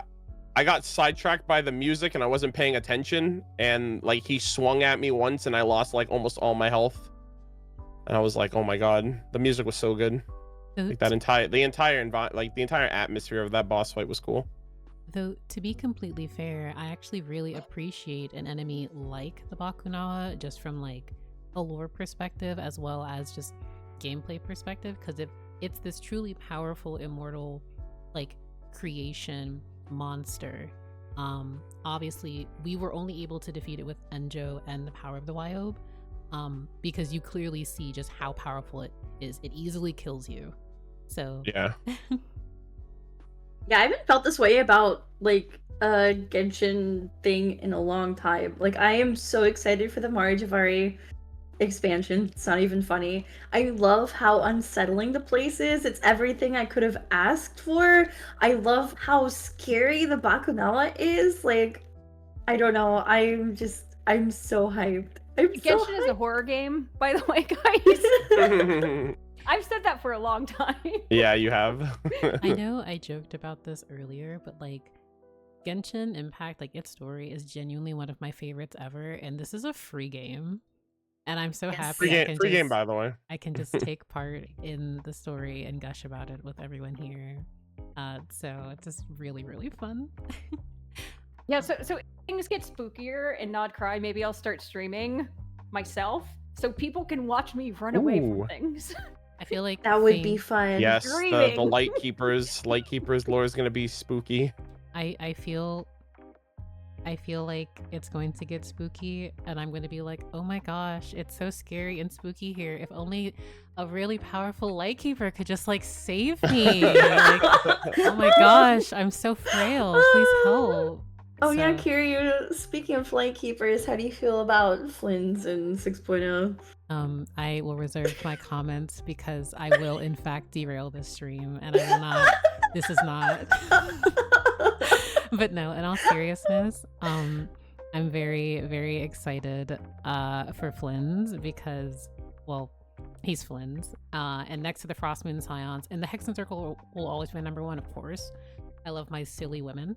But the fact that, like, the Lightkeepers, to me, I really, really, really like that they are just...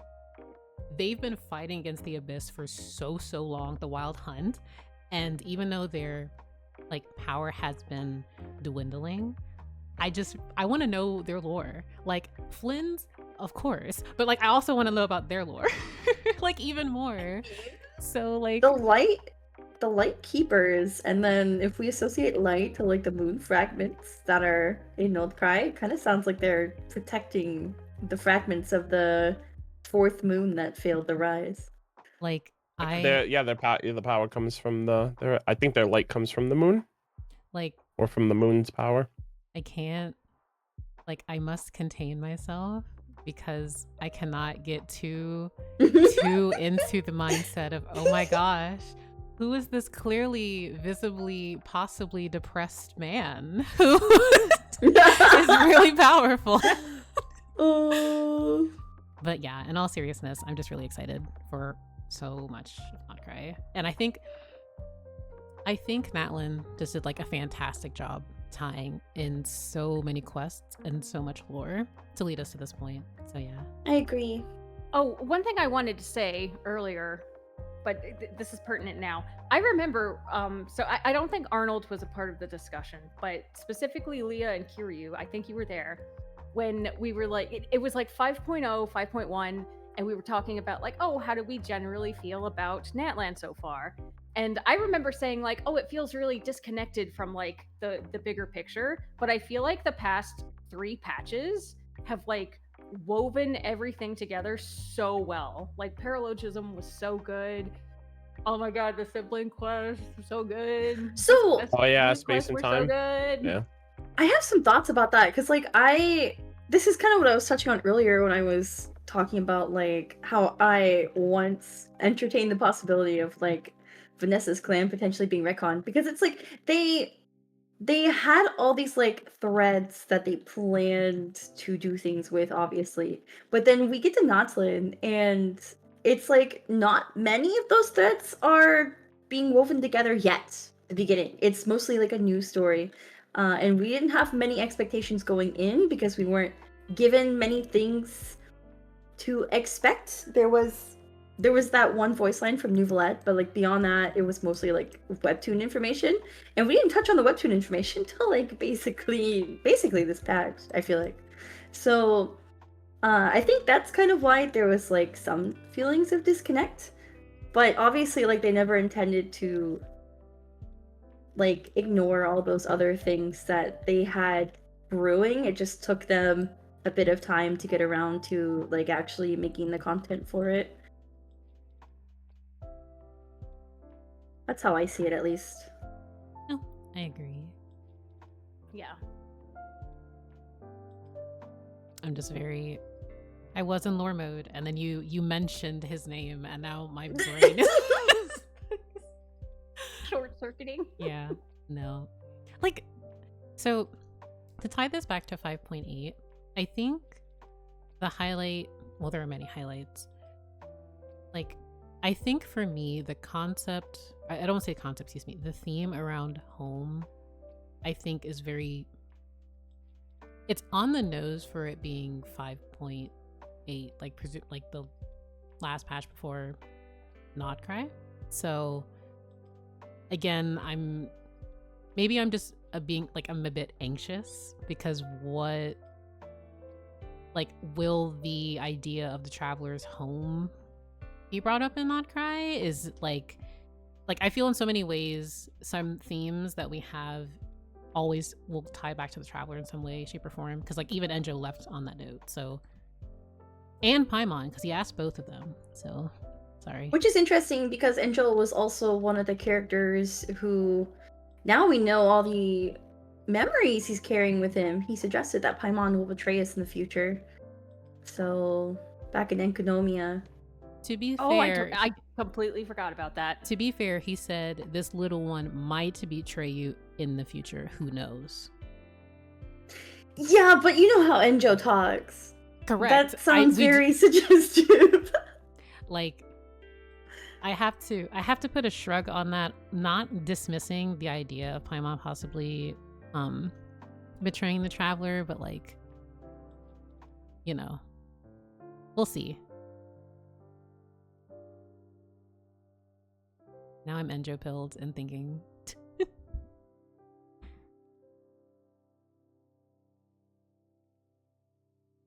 But I think, was there anything else immediately from the world quest that I'm like forgetting? I don't think so. I feel like we don't have enough information to know what they're gonna do with like the time anomaly stuff. Have you guys done any of the other side quests in the area, in the summer area? I have done the Fatui side quest. Okay. That's the, I think it's been a few days because I've been deep into Star Rail, so I am so sorry. I've like forgotten so much about like Genshin stuff. No. Yeah, Not there's done the smaller quest, but I personally don't mind spoilers, but it depends on the yeah, I'm not gonna spoil anything. I'm just gonna say there is a one quest in particular. So like every summer event kind of gives us something that might allude to the next nation. And there was one quest. If you've done it, you'll know what I'm talking about. So I'm not gonna say anything. But there is one quest in the summer area that I did that I feel like they were cooking, but I just couldn't understand it at all. Obviously, because spoilers without context. We'll figure it out when we after nod-krai maybe. But yeah, there was Right. just a quest. There was just a quest that happened, and it was just a very interesting quest. Is what I'll Wait, leave it at. Arnold, on Disco, can you like tell me the name of the quest? Yeah. Yeah. Thank you. But yeah, it involves a plant. That's all I'm gonna say. Okay. So if you see it in the open world, you'll know that that's the quest I'm talking about. But yeah, I'll send you the thing. I actually don't remember the name. I have to look it up. Genshin. That's interesting. I definitely will need to do it then. Because they absolutely, like, I would be very hard pressed if they didn't have any form of like foreshadowing. Oh yeah, there's a certain couple things. NPCs. There's a couple of like nod-krai crumbs in the nation for sure. But like there's a quest specifically that I feel like Hoyo's like, this is gonna make sense after nod-krai, but I can't make sense of it right now. So but yeah, they Interesting. Okay. definitely I agree. have some nod-krai stuff. But yeah, I'll just leave it off at that. There's some NPCs, there's some notes, so it requires a little digging, but yeah. Well, thank you for that. Thank you. I have not done it yet. Also, I remember I remember what it's called now. Mona next to Albedo makes me so happy, but I will say I may end up on the news if I do not see Mona in nod-krai. She has to show up. She actually has to show up. There's no way they're gonna involve the Hexen Circle. Like, if she doesn't show up in nod-krai, it's because they're saving her and Barbaloth for like super late game. Like, there's no other explanation because Barbaloth is a Hexen Circle member and Mona is her disciple. Man, I will be very, very sad. I'll be so sad. But yeah. I just want all my truth seekers together. All right, Rue, Me I too. sent you the name of the quest. Oh, okay. Thank you. I will play that before bedtime. Yeah, it's and yeah, send me like DM me your thoughts on it afterwards, because I think will. I think I there's will. I think there's something there. I'm just like, I played the quest and I was like, Chad, I got nothing. I would be interested to hear too if you want to share here in the server. Yeah. Well, I'll tell you the name of the quest. It's called Dreamy Patiti. Dreamy Patiti. I see. Okay, I'm Thank gonna take you. note of that, yeah, so I can do Yeah, it. So honestly, probably do it after stream, like immediately. same.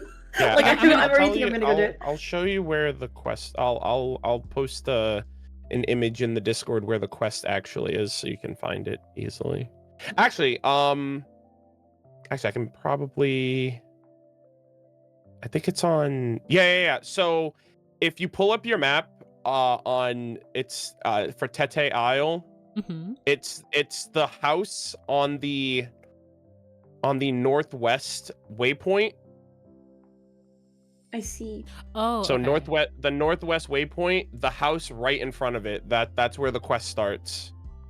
Oh, okay. So it's like right there, and yeah, that's the quest in question. And I'm like, I feel. Oh yeah, and yeah. There's so I have hotkeys when I stream, so I can take screenshots immediately. There is dialogue that happens that goes by during combat. That's very important. So, I think I perceive to be very important. So if you do the quest, just try to take some screenshots, because or you could just ask me afterwards. I have the screenshots. I can send them for reference. Okay. Thank you for the heads up, because Thank you. Yeah, I feel yeah. like I that just remember. I remembered. I was often. like, I had to.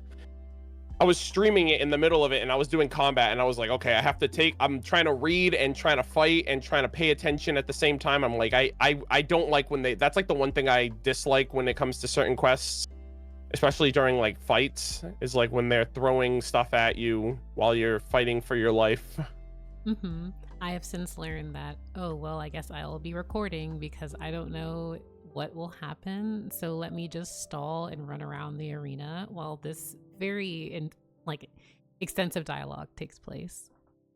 Yeah. But yeah, now I'm excited for this class, and I will really appreciate that. Yeah.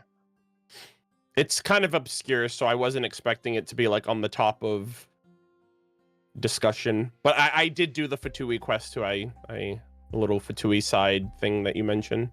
Oh my god. How did I not mention this? Please tell me you guys saw the Simulanka little... I did. It was so the cute. Simulanka corner. No, I did. It was so cute. Oh my god. I was in bliss. So my chat has started this little inside joke where like anytime I mention Simulanka, they're like, all right, minutes since Arnold mentioned Simulanka, reset to 0.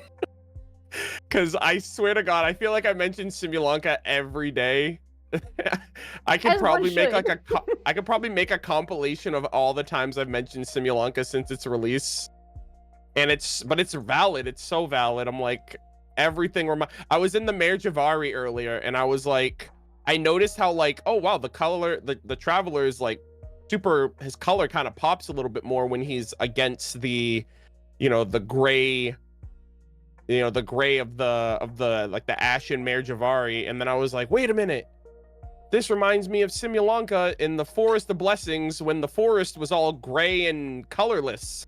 Oh yeah. Because I remember I took pictures of it at the time, and I was like, oh my gosh, guys.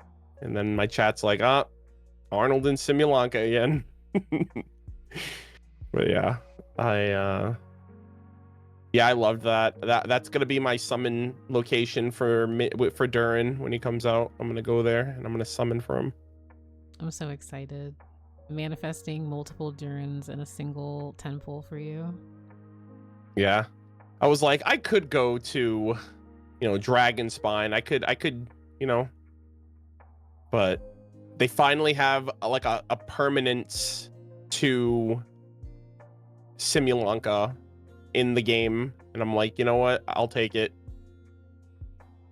Also, there was a question in chat about the name of the world quest that involved the Fatui. I unfortunately do not remember the name of the quest. I will need to pause for a second and look for it, because I encourage everyone to do it if they have not. But I will also find the name of it, because if you could just even show us like the location where it starts. Yeah, hold on. Let me. Okay, so it's by the alpaca farm. I believe that is right here, like where this teleport waypoint is, by the, I believe this is the correct area. Yeah, it's on the left side of the Colorfall Cliffs. So yeah, here. Yeah, I certainly did that. Yeah, I'll put a pin here. Well, okay. No, I won't actually. Yeah, this area. Okay, usually I'm the type like within like 3 days of a patch release, like I've explored everything, but I've had things going on, so I haven't explored as much. So I'm sure I will be able to just find it Mm. if I actually get to exploring. All right, I wanna hold on. I'm gonna post this in the Discord for you guys because this is like a little added bonus for anyone who hasn't done it. I don't want to say what it is because I would much rather y'all be surprised if you haven't seen it yet. There's so many Discord servers I'm in. I'm like, where is ours? Okay, there it is. You're fine. Live chat.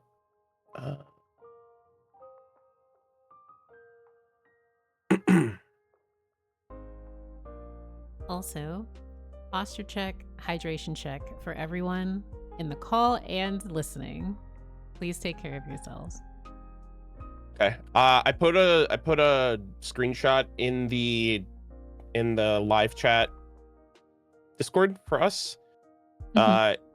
Definitely go to that location and interact with it if you haven't already. It's cool. I thoroughly enjoyed it. It's a one-time interaction though, so you will not get a second chance. Interesting. Oh, this is so exciting. I Yes. love learning about new things that I may have missed from other people. That's so cool to me. Yeah, it's not like a quest or anything. It's just like an interaction in the world, but it's only a one-time deal. But yeah. So I have a question for you guys in terms of all the summer events we've had. I knew this question was coming. Tier list time. All right. Fearless. Okay, my first one is Simulanka.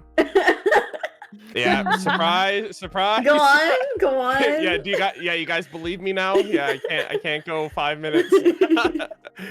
Simulanka, then this summer event, then 2.8, like the official golden apple, and then 1.6 golden apple, and then bottle end. That's mine. Oh, interesting. I think that makes sense though. I mean, Bottle Land is personally my favorite, just because of Kaya. There's a lot of Kaya there. Hey, And you know what else Kaya was in? Simulanka. So I would say that aside from Bottle Land, Simulanka was definitely like my favorite. But this is like, man, this one was good. Yeah, I might need to let it cook though, because like obviously this is you know, I'm still in the patch with the summer. Like I didn't really have like a definitive, like if you asked me this immediately after any of the other events, I probably would have needed more time, but yeah, I love the vibes of this summer event so much. And I also think like the fact that it's not going away is also like is such like, a good is so good for just general quality upgrades too. Yeah. I'm like, oh man, I wish that for all of the other ones too, but because it's you and you are also really high quality and really good. Like one thing I love a lot, like so much about this area, I feel like there's more NPCs on this one island than like the entirety of the game. Like this place feels so dense, and there's so many like characters like sitting at, you know, like this character's like sitting on the pier and like in the boats fishing, like doing little paint, and then there's also like the Asha that are also like integrated throughout. I just feel like it's so much like the vibe here is just so much different than anywhere else with the amount of you know, with just the amount of like NPCs that are here. It just feels more alive. It does and full. actually feel like a resort. Yeah, Like, for it sure. does. tons of Yeah. people. I think that's Yeah, one of the and- things I really like about this. Like this area, it feels so much more alive. I love when games make the world truly feel like, oh, there are actual people here. So yeah. Do you guys want to guess what my favorite summer event is? Let me see. Golden Apple Part 2. Interesting. I'm like, which one I had don't know, Venti I and don't or know. albedo in it? Yeah, the first one. Milaka. The first one. I was just gonna guess the first one. Yeah, I was too. The first Golden Apple Archipelago is unbeatable for me because I mean I don't know, it had that new feeling to it, and also the lore we got. One thing I was gonna ask earlier is, you know how Venti blew off the Mare Jivari from the timeline? Is that technically what he did as well with the Golden Apple? Because it's like in I its own thought that domain too. space. Yeah, I thought of the Har Islands. I was like, wait, Yeah. Venti's done this before. Like it's in He's its own blown domain off mountains space. from Mondstadt into the freaking So- Golden so- Apple. And Were you we have to like already- pass through the fog to get there. You can't just like get there normally. Were we time traveling in the first summer event? Dun dun dun. I mean, I wouldn't be. And that's why, surprised. actually, hold on, you might be spitting, because like, because the second time we go there, it's drastically different than the first time. Oh, that's yeah. Like the landscape, like this building's added there and stuff, versus the first time where it's like, it felt truly remote. I think the buildings added there, it was like products of like everyone's imagination. Honestly, the second Golden Apple event is my second favorite just because of what we got from Mona's domain and also officials. Like I just feel like, and also like Kazuha and Sinen's like backstories. I really enjoyed the second one as well. It was very interesting. So I think. But it ahead. feels like Memoria, you know, like in Star Rail, like altering Memoria, like a dreamscape. I don't know. Sorry, go on. Oh, sorry. I just didn't want to interrupt you. Truthfully, I would need to spend more time completely reviewing past events, and then reviewing their stories, and then recounting just my experiences overall, with which would be my favorite to least favorite, and even least favorite would be in quotations because it just wouldn't be on the same like preference for another one. Because to no one's shock probably, I thoroughly enjoyed Summertime Odyssey because I really appreciated learning more about Mona and her character development. Also, her domain was the prettiest. I will fight anyone who says otherwise. Officials is a strong contender, but I just especially appreciated how we learned more of her story and how she does want to be like that guiding light for people as they continue on their journeys while confronting their fate, and being able to honestly and truthfully discuss to people about their own journeys and things of that. I don't want to go on a ramble about Mona, but like, so I just really like that, and I loved learning more about constellations and fate, and Barbeloth, hilarious. And so even with her in Simulanka too, I really appreciated that. So I like different factors of the different summer events, but even removing like my inherent biases to say like Mona, I would just need to review. So yeah. Oh, that's fair. That's fair. Because I would say they've all been consistently good, with quality of life improvements over the years, and also, yeah. But Bottleland had the Kaya outfit. I mean, that's completely fair. That's completely fair. I think you can just like something and it's just because of this thing. Like, Well, I agree. actually, no. Here's my problem. I'm so sorry. Like, I need to say this. The thing about Bottleland as a whole, I really enjoyed it, but it's just the fact that it had the play, and I think about that play so much, like just on repeat constantly. Oh, you mean like the thief with the thief? Yes. Yeah. We still don't have an explanation for it, right? I have my own explanation. They're Well, cooking. yeah. We have like the theories, but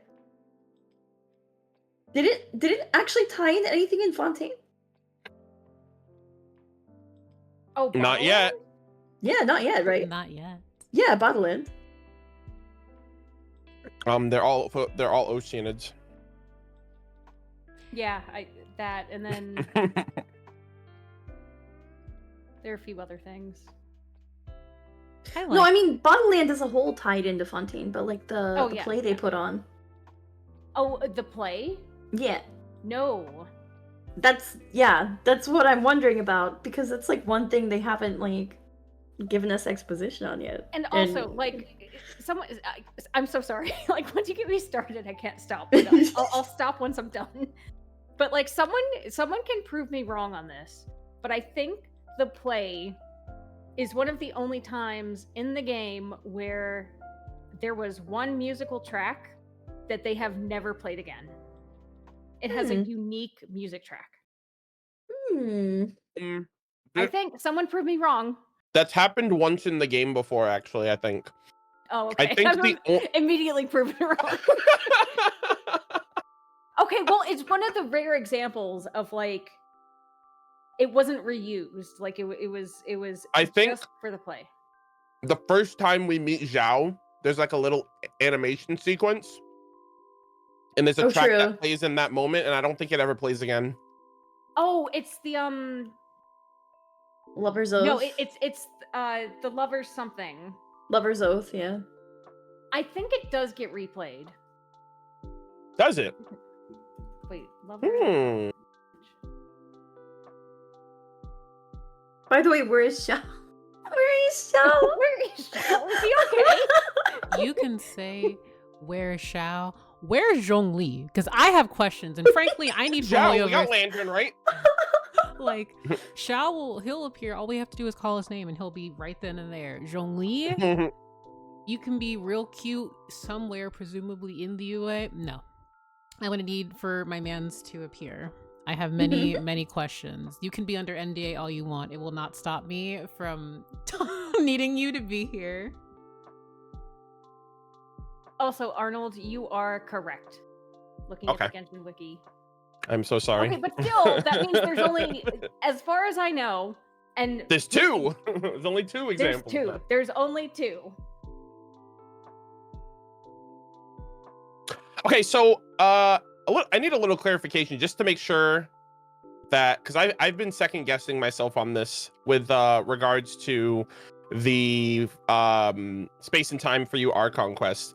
So they're creating new like the Abyssal sibling is creating new Conria with them, like with, you know, the whole experiment they did with the Lord of the Night and superimposing and, you know, the manipulation of time and all that.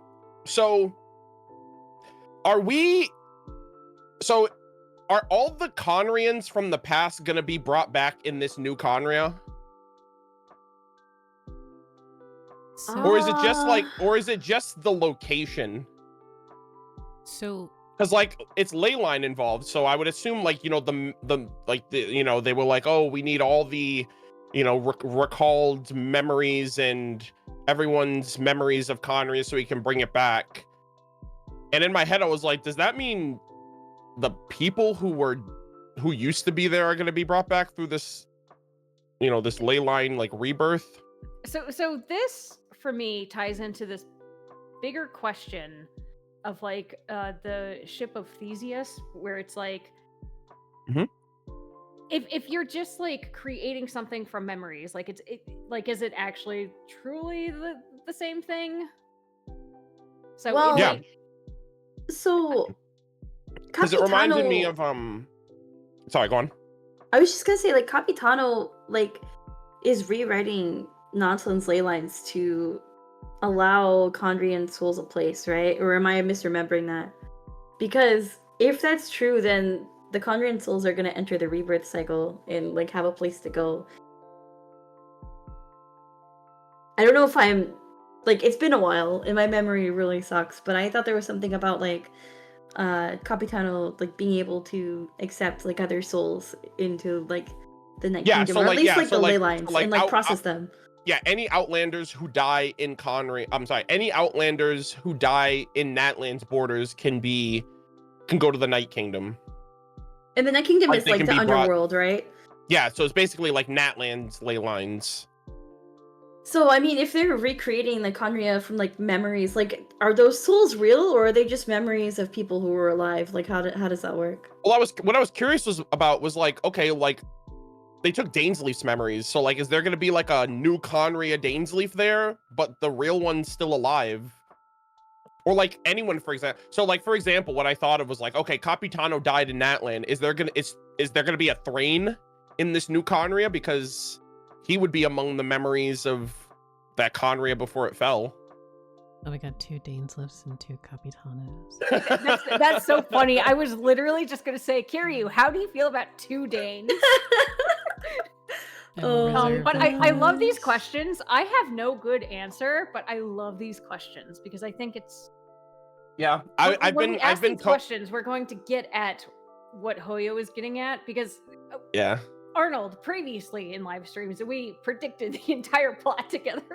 Oh yeah, true. Like all of us. So I feel like when we ask these questions, it's like the truth is surfacing. Yeah, I've been coping. I was like, guys, Capitano is gonna be on the banner. It's just gonna be Thrain when we go to New Conria. He's gonna be the playable one then. So it's definitely gonna happen. When we go to Conria 2, it's going to be amazing seeing Thrain 2. It's like so silly. But and like we haven't even like on the topic of Conria, like we learn more about it in every single region. So now I have to learn, like I have to question what we're going to get in nod-krai through some means, because I'm blanking on their names. The 2 Conrian soldiers that we experience like the memories of in Natlan's World Quest. Oh yeah. Like we're gonna get something like that, I imagine. Or if it's not like Hope obviously so. a 1-to-1, like I need to know what you know. I'm just excited. So yeah. I'm very excited. I'm sure we will. Let me think about that actually. Has there been like a Conrian influence in every nation? Yeah, I think so. Yeah. Enkanomiya was in like Inazuma technically, but Enkanomiya had Conrians. Conria is located in Sumeru with all the Conria lore and like the Schwanenritter. Fontaine. I'm drawing a blank on Fontaine at the moment. Less so, but I mean, if you considered the Narcissenkreuz Ordo like their investigations. Yeah. I would. The Narcissenkreuz, they are very Conria coded, no matter what anyone says to me. But they also had like Conrian, like they used like a bunch of research. Yeah. And then and then literally like Capitano, his platoon, and you know those soldiers. I believe. They also said that like nod-krai is like their like original concept, so it's not based on like any other. I mean obviously like the Teyvat characters are in nod-krai, but I'm kind of curious if there's gonna be like, I know it wasn't a part of like the original roadmap plans for, you know, the nations and whatnot, at least not in the Travail teaser, but I am curious how much they're gonna weave together, especially from like the web event. I assume you guys all saw the web event. Yes. Mm-hmm. Yeah. Very, very good web event. And it makes me so hyped because, like, what is this moon factory?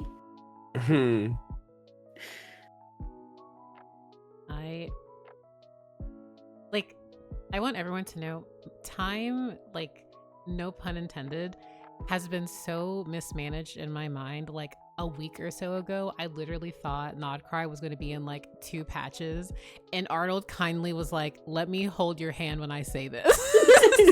Nod-krai. Oh, yeah, I do remember that. Yeah. I was like, it's gonna be in 6 weeks, and you were like, what? Oh my god, I cannot. Like, I just got off. Like, I played Star Rail 3.5 yesterday, and I'm crashing out, and oh my god, 4 more weeks. And 4 more. Oh, actually, sooner. We're getting the special program in 2 weeks. Don't remind me. No, I'm not ready. I'm literally doing my best to stay afloat, and frankly, I think Hoyoverse is being very rude because I'm just trying to live my best life. Same. Because what do you mean? Nod-krai is in 4 weeks. Yeah, guys, I for one, I am simply crashing out. Girl, I would be crashing out too if I were you. You said you were in 3.1 star rail and you have to catch up with Genshin too. I would cry. There's so much. Oh man, you're about to experience cinema.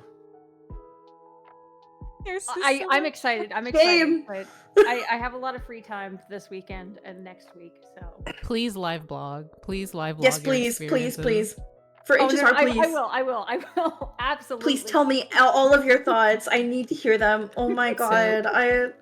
I was so Stephanie may still be lurking in here, but I mentioned this to Stephanie the other day where I'm like, nod-krai is going to stress me out because one, multiple characters I want, but also I feel like Hoyoverse is going to be very mean for their banners in nod-krai, and I don't know if I'm gonna be able to keep up. I think I'm gonna crash out. I agree. And the reason I say this is because like we recently had like last patch and Star Rail was like the meanest banner runs ever for me, and I feel like in nod-krai they're just gonna be like, yep, new region, here are all the characters, so many of them, here are more new characters for you, have fun.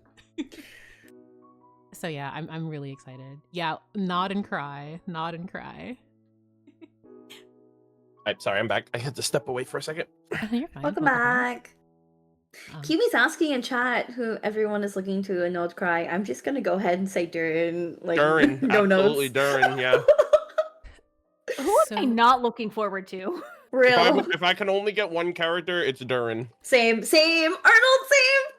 So I think I have like 3 characters because of it's like across all of the time we've played Genshin and like just the theories surrounding them. Jiren is a given, but Nicole Yes. especially for me, and like I'm still very curious about the Moon Maiden herself. So like there are so many characters that I honestly just want because I genuinely want, I need more information. So it's hard to just say one. Like honestly, like I'm super hyped for Alice, but like there's just too many. But probably Jiren and Nicole for me, honestly, in like the highest. But I think it's mainly because like as someone who's played since 1.0 and like throughout the game learning about Jiren's story, for him to actually be playable, I think my excitement for him is really going to manifest like even more. So yeah. Nod-krai is almost like unfair because it's it's like all the characters that it's like, if you've been playing the game for 5 years, you're getting this character, by the way. It's like, like I'm almost kind of, I'm like, aside from Flynn's, I'm almost like, yeah, nod-krai characters, this is really unfair to you because you're contending with characters with tenure who've been around, who've been like teased and mentioned since 1.0. Like Durin, Alice, and Varka were all like mentioned in 1.0. I'm like, come on. And then another thing with Jiren too, this is just like a loose theory I have, and even though obviously I would want Jiren to live his own life and do what he wants, but I'm like, one, I want Jiren and Dvalin to interact, and I always wonder if Jiren's going to become, like if Jiren's going to become one of the 4 winds of Mondstadt, if like Dvalin, since Dvalin has retired.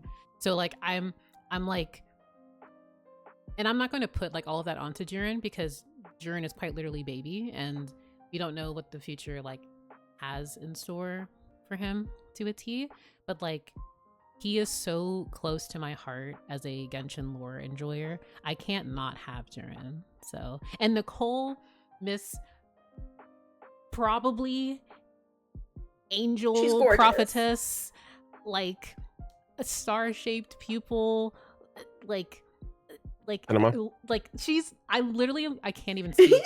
Like, so I have aesthetically, she's everything to me. Like her and Columbina, I need them just like based on like aesthetics. I love them both so much. They're so freaking great. I think my top 3 is definitely For me, it's probably gonna be like Durin. Damn, I can't even pick a top 3. Like, I want Yeah, it's Durin, hard. Columbina, Varka, and Nicole would probably be like my top 4. I'd throw Alice in there too, but like I'm starting to get into like the all right.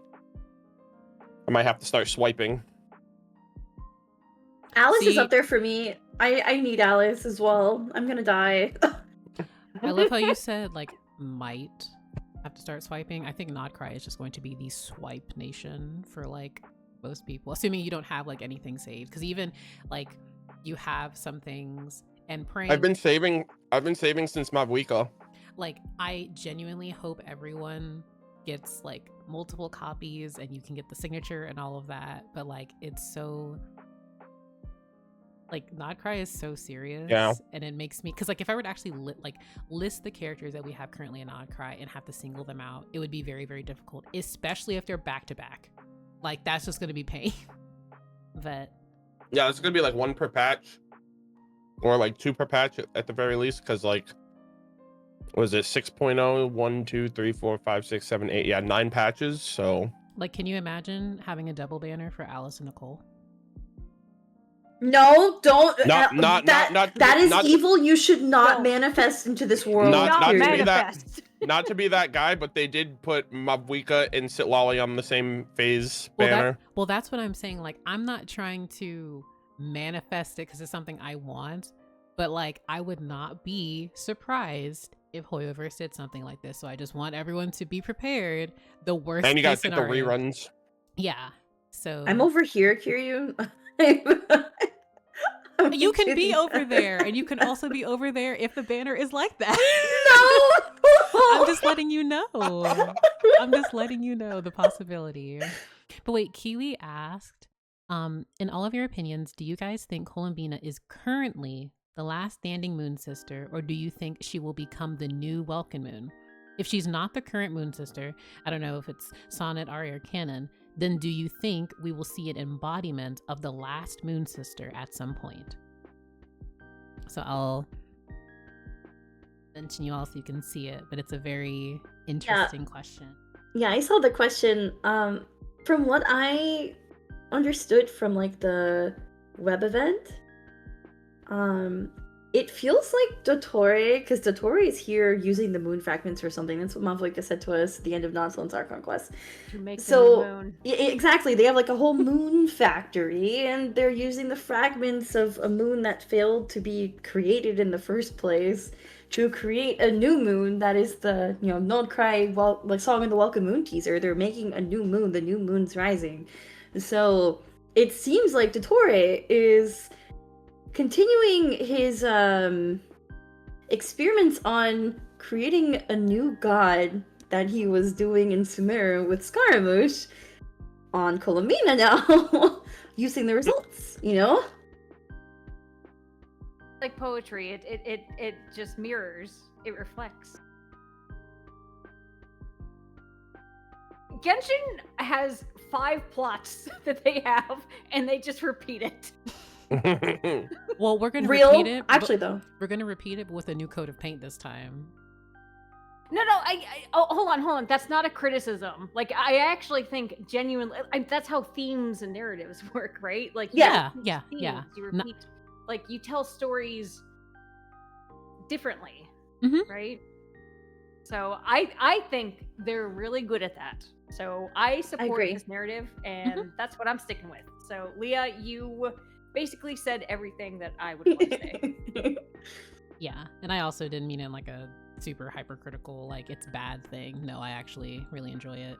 It's like, and I know some may be against it, but I kind of like the whole duality, like fragment segment of like different things across like regions in Genshin that we've seen. So I loved as heartbreaking as it is, like Nahida Rukadavata, Focalor, Furina. Like I like stuff like Yep. that. So that's just me. But I do Mawika and herself. Mawika and herself, yeah. So I personally think that Columbina, like, because in my brain, a part of me can't help but speculate if it's possible that Columbina is like the fragments of like the failed fourth moon. But I also absolutely believe that she's going to become the new moon because that's what the Fatui has in plan for her. But I feel like my brain always goes in different directions when it comes to theories with Columbina. So, yeah. I think it's possible. Like, we don't really know her origins. We just know for sure that she's the new moon rising. But it's still possible that the new moon rising is a construction of the fourth moon that failed to rise in the first place. I think that's still very possible. That could be her origins. Also, something that is a small detail that I really, really love is that, so on the nod-krai overview, like web event concept, I do love when you look at it on the sides, you see like the gold, like streams. Like, yeah, I noticed that. And Yeah. you also see that in the lunar charge reactions with Inefa. Ooh. Yeah, so Yeah, I wouldn't know. I don't have her. I can show. Where even is she? I have lost. Oh. Okay, here she is. I lost Inefa on the character. Lost I've lost Inefa. I'm so sorry. I know. Please forgive me. But it's little stuff like that where I'm like, okay, I need to know. Outside of Where'd it you clearly go? just being, I'm like just going to try and find enemies, but I'm just gonna But be where? I want to run with you. okay. I Well, see. I see. I'm coming. I'm on my way. I don't think they're actually enemies here. I think they're just actual Oh. people, and I don't want to just I can't Oh. attack people. It's not something I want to do. But yeah. So while I run around trying to find enemies, fight the local legend. Bold of you to assume I have built characters for that. I actually have no idea where enemies are in this map. I say as if I can't just look for them. All right, I'm following you. No, you're fine. Actually, what kind of enemies do I want to fight? We'll just do regular enemies because I don't feel like thinking right now. So I won't go against elite enemies. Sure. I'll just fight the Fatui. Okay. So cute. We just discussed the Enjou World Quest for like a long time. we got elbow deep, like elbow deep. We were all over that. We're still not over it technically. Emotionally, I think. Emotionally, never. I think we all carry it with us today. I need to watch the VOD. Yes, please do. But I will say that this is a little detail that I just have really appreciated. And while some may say like, oh yeah, it's just like a cute little thing that they would put in. This is Hoyoverse we're talking about. It's never a cute detail. It's never a cute detail. They are detail oriented. That's like their thing. Once you do that and then you activate, you see the exact same see it there in the lunar charge cloud, and you also see the you see a crescent moon within the cloud itself. So I just really But you're right. Yep. And you see that all throughout the concept overview. I'm so sad you can't join the world, Rue. I'm sorry. I was gonna say, I feel like I missed that. Like the visual. Okay, well, I didn't mean to use her ult, so ignore that. But it's this cloud up here. Oh, okay. Oh. There are also cool.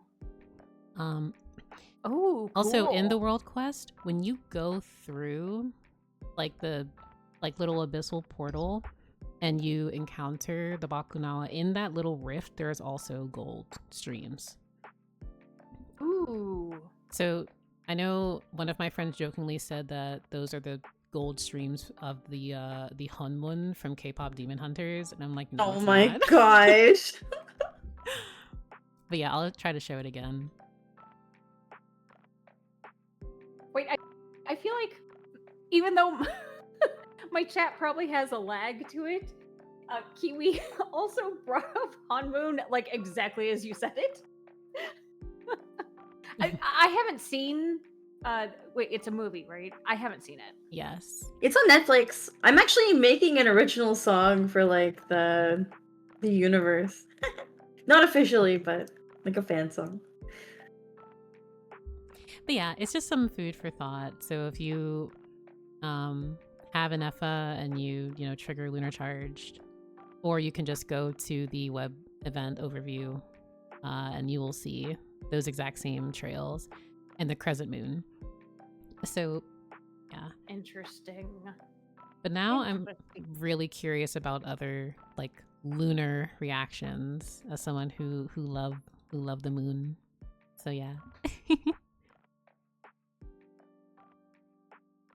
But yeah, 5.8 was really fun. It And was I'm really fun. I'm trying to think of other stuff that I may have missed, but I My- don't want to cross into anything that someone may not have like read and like spoils and stuff. My brain is drained. Question. I have a question, which I don't know if this was explained, but I remember during the event quest, like when you come across like the log with the Bennett's adventure team or Bennett's dad's adventure team, and they talk about how like, oh, this was a really, really long time ago. And that had me wondering, I'll be blunt, is Bennett a time traveler? Yeah? Were they in the real Mare, Jivari? I was thinking this before the patch came out, but in a different way. I was thinking that the old man that saved Bennett as a baby was Bennett. Was like himself, like an older version of himself. But that's wait, more of hold like on. that's like a crack theory. But I was still thinking of like some type of time travel manipulation. They could still do that technically. I mean, if Kaya the could be a marriage time of- traveler. I won't get you started. I'm sorry. Kaya could actually be the time travel at this point. I mean, Neurons activated. well, no. So I had like a second script for like the time and space with you. So I made one video. I made a second. Well, I have a script in the works. I just haven't gotten around to recording it. But I'm still gonna do it because I think it'll be more pertinent now. Actually, I can refine it with new information. So Yeah. Yeah. I mean, time travelers. Was Bennett in the real Mare Jivari? Like, that's my other question. Or was he in one of those, like, shadow fragments? So to my understanding from the event, his parents published, they perished in the just Mare Jivari. Like, but I also need to like review the quest log because I was under the I was under the impression that it was just the actual Mare Jivari. That was my impression too, like the actual. So, and considering like Bennett should be like what, like 20 at most, it's like, well, if it disappeared 20 years ago. But isn't okay, so wait, that's another question I have. The Mare Jivari that disappeared 20 or 30 years ago, Venti said it had nothing to do with him. That's something else that made it disappear. So Venti wiped it off the timeline long before that happened. So like the disappearance probably has to do with whatever like abyssal presence was in like the shadow of the Mare Jivari. There's an NPC. Sorry, I don't mean to cut you off. There might be like a tie-in with it. So there's an NPC in the Tete Isles bar. I think it's the barkeeper actually. And if you ask her like, "Oh, what are some places around here?" She'll tell you about the Mare Jivari, and she'll talk about like the phenomena that happened during during the event where we ended up in a cave that we found Bennett's parents like letter, like the little journal. But then when we continued the rest of the like tourist attraction, they were like, what are you talking about? There's no cave. And then we were like, wait, what do you mean there was no cave? We like fought some abyss in there, and they were like, oh no, there's no cave there. We wouldn't have that available if we wouldn't have that available for people to just experience. So like, I wonder if there's like it seems like there's like slips in time, like pockets where you just fall into a different timeline in this area. Wait, that's And good. I wonder if- I'm gonna have to check that out as well. I have to talk to every NPC now. So you Because said Well, I because, like, usually would have done by now. In the event, the Asha like don't remember like that place existing, right? Where you find the note.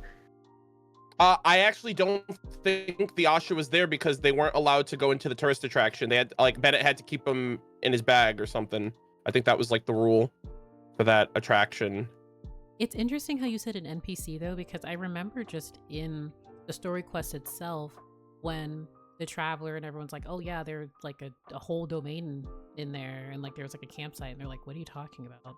Yeah, Is yeah, it- that's what I'm talking about. Yeah. So I was just like, So another thing that I would want to bring up is the fact that like right now the focus has been on like time and like time bullshit. shout out Malika. But we do also have to remember that there is Irminsul tampering, right? Where it's like, and oh god, like I'll have to think about this more, like about how that's related, right? Yeah. Or is it like an actual like, oh, different timelines, or is it just memory? I have to think about this. Sorry, I'm just throwing out the raw beef here. Did Venti throw the Mare Jivari into like a different cube? You know, like in like the Four Shades different teaser. space? Yeah, there's like a bunch of like different cubes. They're like different like timelines of Tivat or Wait. something. Which also, sorry, now I'm getting enthusiastic.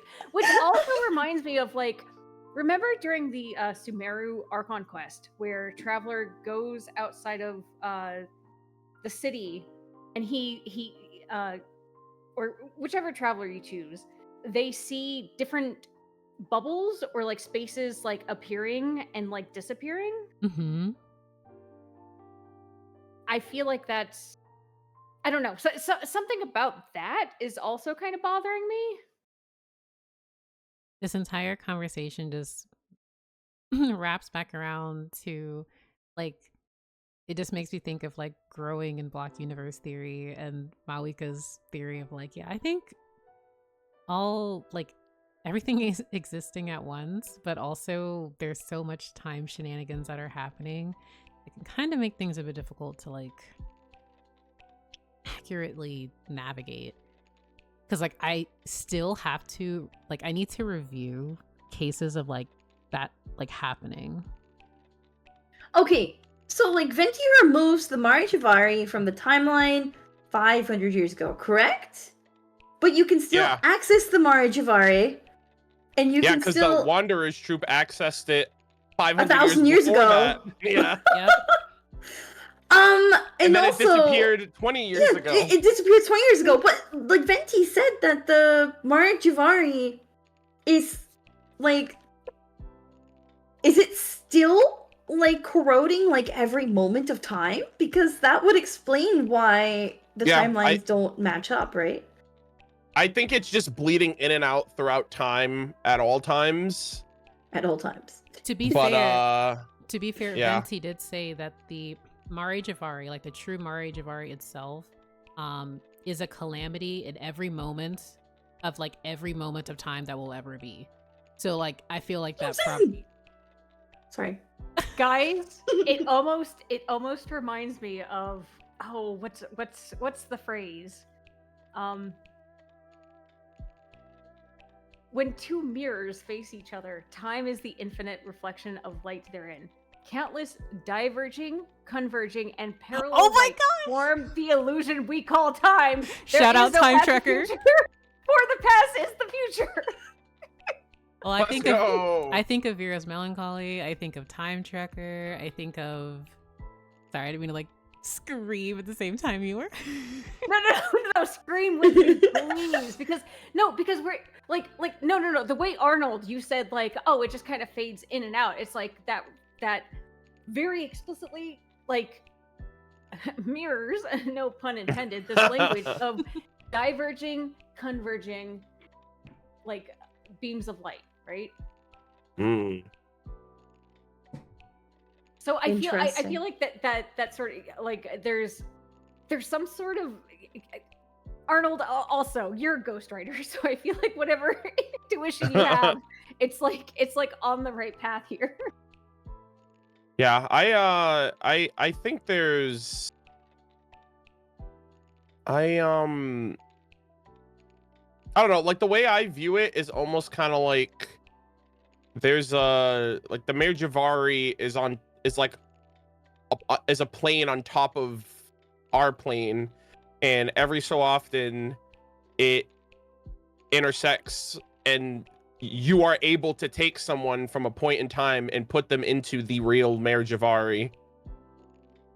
And that's why 1,000 years ago the Wanderer's Troop went there, even though it shouldn't have existed yet, or not in the way that we think, like with also, I'm glad you point that out, because I actually looked back to like my Netland prediction video where I said like, oh, the Mare Jivari had at least existed for like over 1,000 years because the Wanderer's Troop was there. But it's like, yeah, then we find out. Well, the thing shift. is, like I don't like when you think Mare Jivari, it's like, okay, well, at this point, there's different versions of it. So like, there could have been a true Mare Jivari, and then a Mare Jivari that the heroes of Natlan like interacted with. I don't know. It's apparently the Mare Jivari is every when. It's like in every when existence of time.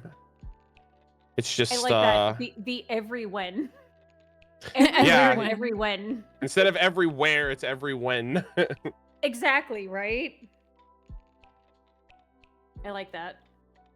Yeah, so yeah, that tripped me up after paralogism, because they mentioned that, you know, after Durin's heart recedes, you have to go to the blacksmith because, like, you know, you need a new spot to forge the like if you make the craftable weapon with Durin's teeth, you can't use Durin's heart to vitalize them anymore. So if you go to the blacksmith in Dragonspine, he'll tell you, oh, I got this like rune stone from like it's an artifact from back during the Wanderer's Troop who traveled to the Mare Jivari 1,000 years ago. 1,000 years ago. And then Paimon's like, wait a minute. And if you did the it was a little bugged at the time, but if you had done the 5.2 event, Paimon will say, wait a minute, didn't Sanhaj create the Mare Jivari 500 years ago? And then I was like, wait a minute, what is happening here? Yeah, I was like, Paimon's bringing up a good point. And then I was like, wait a minute, Istaroth, what is happening here? But yeah, I wonder if the Mare Jivari is just like so, like, if it's like filled with like abyssal influence so much that it's just become like condemned, and so it just has to be. It had to be like I guess Venti did have to like cut it off from all like connection to our timeline because, you know, otherwise it would have just corroded this world or something. Kind of like how they hold the Bakunawa off like in that little portal thing. It's like, you know, it's I guess Mawika's duty now, but it's you know, the abyss never goes away, it's always there. What do you guys think causes the flames in the Mare Jivari? Because I don't think it's clear. It feels like abyssal power, right? But beyond that, I have no idea. I don't know, like initially I would have just told you, oh, it's because it's the Pyro Nation, but other than that, I'm not like, is it tied to the Bakunawa itself? Are you referring to the so- flames or the Mare Yeah, like the Jivari? flames inside the Mare Jivari. Well, here. Oh, well, wait. I just had an emergent crack theory in my head. What if, like, the phoenix? It's like the residual flames. Hmm. Maybe. It's I don't know. connected to the flowers, right? Well, the flowers It's like the bloom in flower. the If you, Jivari. yeah, the flowers are the ones that are burning. Lava Walker's resolution is the burning flower. Yeah. A flower that only blooms in the burning flames. The searing pain it causes will make the wearer stronger. This fiery red flower shines like shimmering agate. And then the Lava Walker wore it as a brooch. Great. So And then he gave it to us. I also would like for anyone here to please correct me, but the Bakunawa is based off of like Filipino mythology, correct? Like it Yes. eats the Yes. moon. Yeah, And it's a then- moon-eating dragon. And then if the phoenix, like, would the phoenix be opposite of that then possibly? Like from like if it's going to be based off of like a similar See, mythology? Minokawa. Let's see. Because I He don't eats the sun, apparently. I see. In the Philippine mythology, Minokawa is a giant dragon-like bird believed to cause eclipses by attempting to devour the sun and moon. Okay.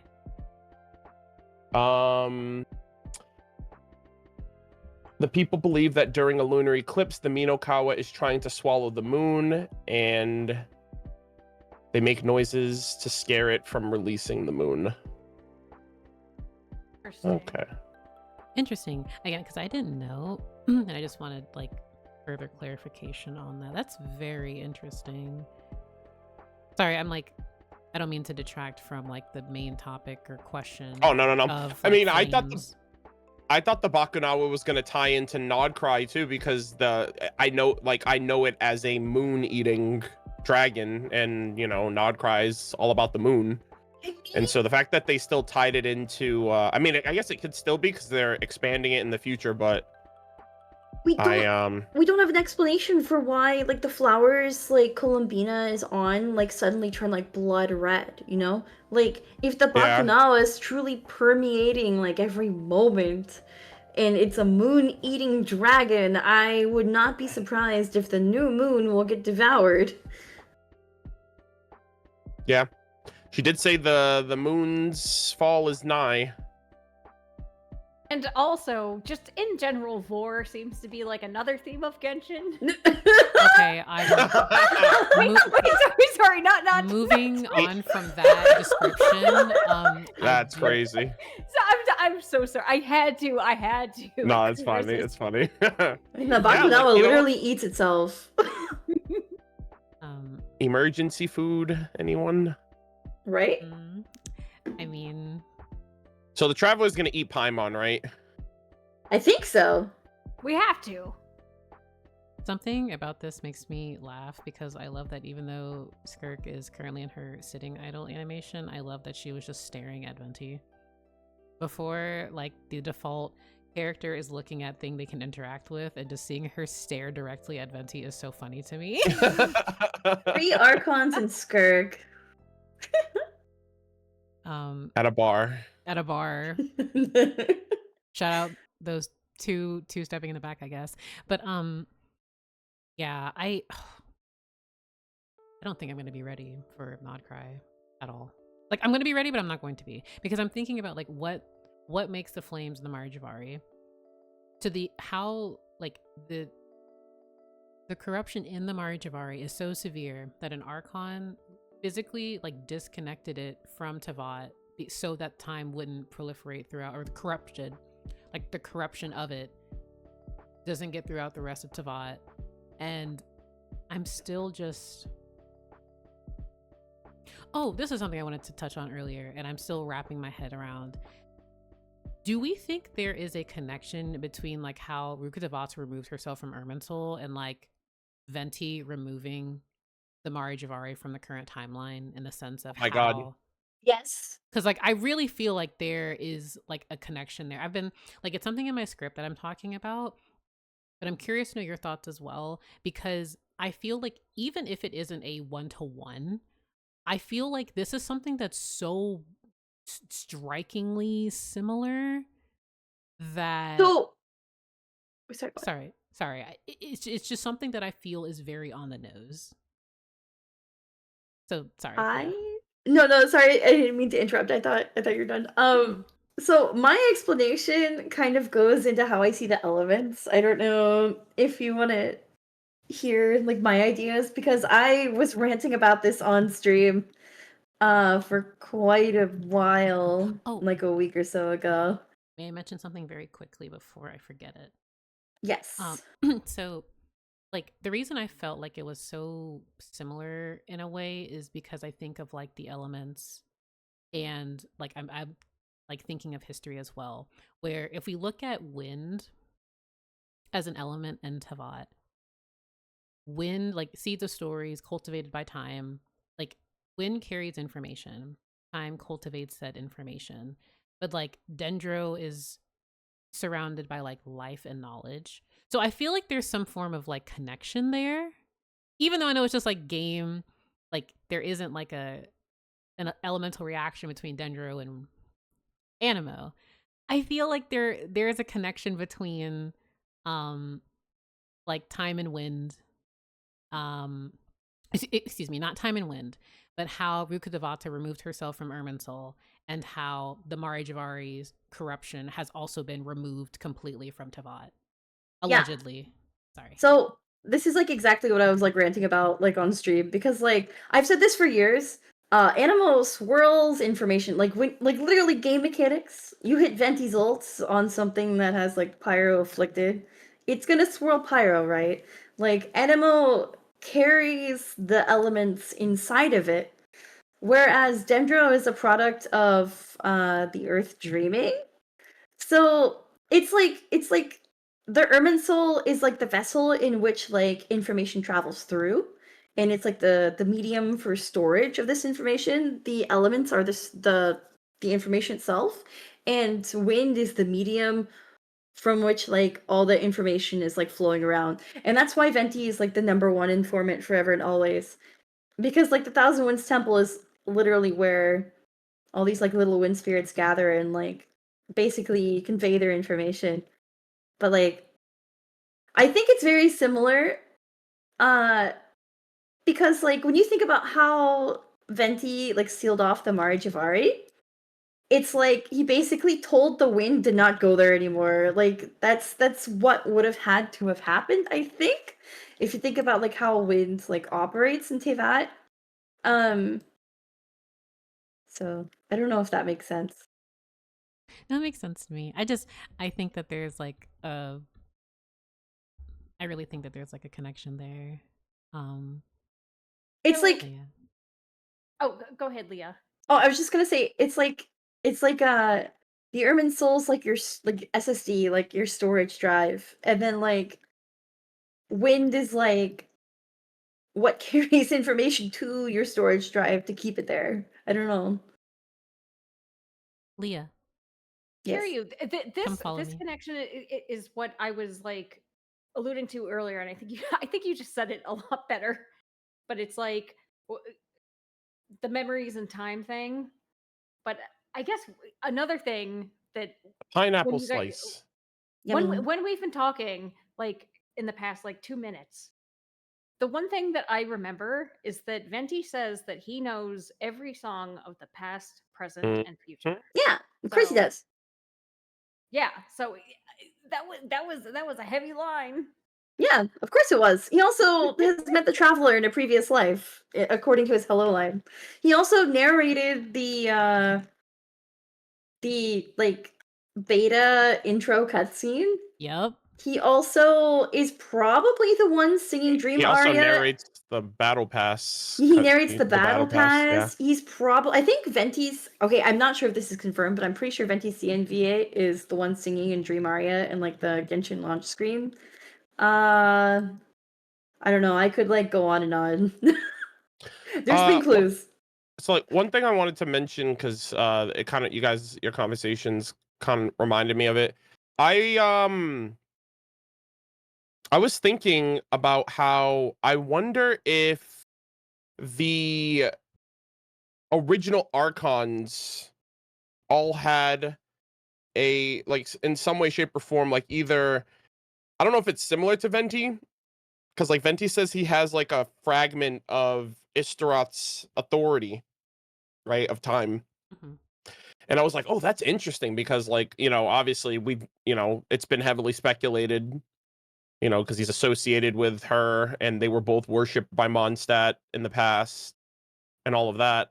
And then I was like, huh, he's an original Archon. Zhongli's an original Archon. And Zhongli has the subspace adeptal arts, which can create spaces like the Serenity Pot. Yep. And I was like, Mhm. oh, I wonder if Zhongli has a fragment of Asmodee's divinity. And then I was like, wait a minute. Istaroth helped Makoto with the sacred Sakura tree. And so in my mind, I'm like, were all of the original Archons either given a fragment of divinity or in some way aided by a shade? Because, Shibalanke was made a deal with Renova. And Ruka Devada is the only one that I'm like, I don't know about her situation because she like literally erased herself from existence. So I don't know if there's any tie-ins with that. But I thought that was like once I realized Zhongli has and I think it's Chubby, the teapot adeptus that says that Zhongli taught them the subspace adeptal arts. Yes. And I'm like, oh no. He taught the Adepti how to create subspaces. Subspaces. This man, Hoyoverse, I see you. You will not get me. This man is not just the former Geo Archon. Miss me with that. He is so much. No. He's also a consultant. You're right. He's just a consultant. So there's a name card, called Colors of the Rainbow. I just immediately think of that. Light can refract into countless colors, but people stop at 7 because they're too lazy to count. Perhaps the elements are like that too. So it's like you have white light that refracts into 7 colors, but actually it refracts into more. If you consider that the primordial one, or like Celestia, probably encompasses like this white light that is refracting into like the 7 Archon seeds, then like I think it makes sense that like each Archon seat would be derived from like some shade's like power. And I think in some cases it's like more clear cut like which shade that they link back to. Like for example, like the Hydro Archon would link back to the Shade of Life, right? And Venti would clearly link back to Easteroth because those like narrative parallels are very, very clear. Yeah, But like I forgot think to it's mention that. it's not so clear in some other cases because I think that Mavlika seems to have connections with both time and also like death, like Ronova. Also, I think Raiden, like the statue of the omnipresent god, is literally Ronova, right? But at the same time, like Makoto, as you were saying, was like helped by Istaroth. So like I think some of the Archons aren't so clear cut, like which shade, like they might even dip into like multiple shades. Like maybe Nahida and Ruka Devada were Istaroth and Asmodee, like space and time. I think So I don't know if the shades have any influence on the Archons presently. I mean, I guess Mawika, because she used the Gnosis' power, and that she used Renova's power during the war, and that was like the rule. So that was like ingrained in there. But yeah, I don't know about I can't really attest to like any of the current Archons, but like I forgot to mention too, but Egeria was the heart of the world. was created by Nibirius. So yeah, but like I think it's less that like because like there are definitely instances of like the shades directly giving their powers, like Venti received a fragment of Easteroth's power, but I think also like if you are the animal Archon, like you have some control over the winds that tie into time, because like that element is associated with like that part of like the white light that is like the primordial one. because like it's like you take the primordial one's power and you divide it into 4, you get the 4 shades, and then you divide the 4 shades up some more, and then you get the elements. So it's like there's always like some reflection, I guess, of like the original like power, and like the problem, not like a problem with Genshin's world building, but like the name card suggests that you shouldn't stop counting at 7 because like it's not as rigid as it seems. So that's my idea, at least. That makes sense to me. I mean, especially since Nouvellette had a character story, like even though it was about the Archon War and like the fragments being like dispersed, that makes sense. Yeah. Where it's like, yeah, the power has been carried on, dispersed, fragmented, etc. I've thought about this a lot. I love Zhongli. So I spent way too much time. Hate Zhongli, by the way. I love him. I know love you him, do. but I hate him. I know you I do. hate him. You share a lot of sentiments with some of my friends who are like, "Oh, I love parentheses hate. I hate parentheses love Zhongli," and it's like, what do you mean? He's just like a simple consultant of the Wangshan funeral He's just a parlor. guy. But He's also, it's like I definitely think he's connected in. He's just literally he's connected in so many different angles. It's kind of obnoxious, actually. Like even just walking around as him in his like with his echo, you just see dragon scales, and it's like cool, sure. And I'm like, I want more. I want more of this silly old man who, to our accounts, we know that he is just at least 6,000 years old. But I'm gonna post the description of Cinnabar Spindle in live chat, by the way, because whenever stuff like this comes up, I'm always like, I think about this, because this is basically like a note Ryan Dottier left for Albedo, right? And she says, "For all in the universe comes from a single source, and all things may be derived from a single thought." So, it's like Empty. literally everything's divided up and fragmented. Yeah. Also, speaking of Rhine-Daughter, I had a thought which I knew in my heart of hearts, right? But like I'm just realizing how connected Nouvellette is to Rhine-Daughter, because Nibirius stole the heart of the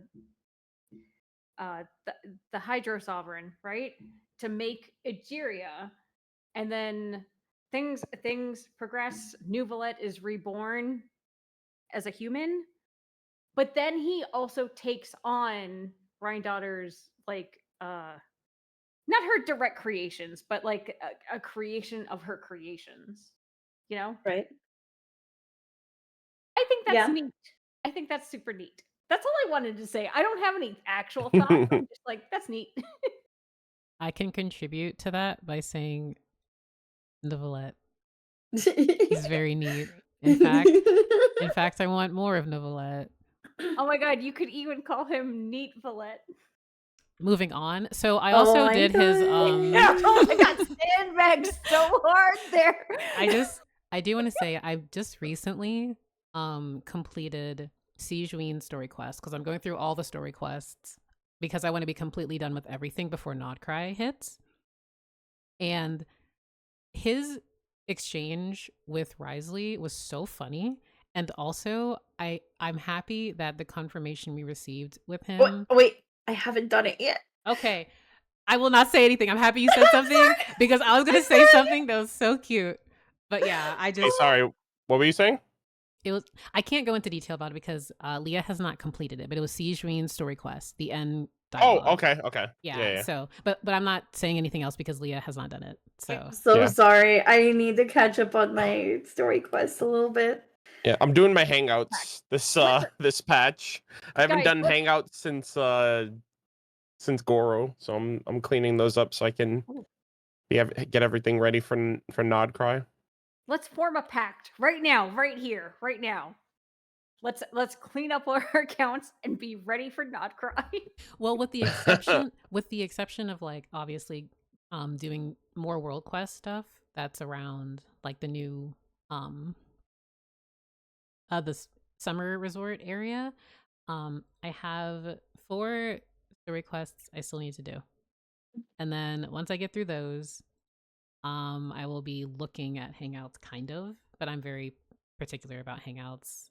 So I Yeah. will try. I might be making a Star Rail lore video, so I want to do that Oh, nice. before nod-krai's But, out. I will say, I'm looking at chat right now. No, You no, there's haven't nothing in chat. you haven't finished Xingqiu's story quest? Wait, hold on. If I click map, is it there? Oh, it's not there right now. What? for me Never mind. to just pull up Don't worry the about it. story quest, or I don't think. Wait, I don't. Wait, do they show Xingqiu and Shangling story quest in the archive? I didn't think they No, did. no, but like they added Or that. Razors, because they're They like the added only 4 the stars that have world that have story quests. yeah, but they added the quest indicator like on your map, so it's like navigating to like the next story quest, and it keeps Oh, I navigating me see. to Xingqiu's story quest, so you see Xingqiu on my map. It's can't believe really it. funny. I haven't done that quest purely because of memes at this point, but if there's a time Wait. to catch up, it's probably now. Wait, what quest is it again? Sorry. It's literally Xingqiu's story quest. Yeah, that's like AR-26. Ancient news. Like 1.0, Can you hit AR-60 yet? I don't know, If you actually. ascended? I might be able to. To be honest, I might be able to. How much XP do you have? Do you know? 1,370,712. Nice. At some point, this became a silly gimmick. It's your brand now. Can you I mean- A little imagine? bit. Can you imagine in nod-krai they're don't like, need to all right, your AR-60, now we're gonna raise it to AR-70.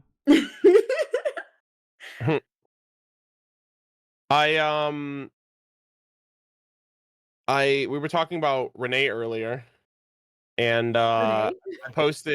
I posted in the live chat in the Discord, but like so they either updated that quote or they changed it, because when I did I actually went back to my video of the Narcissan Croix world quest, and Renee doesn't say that for me.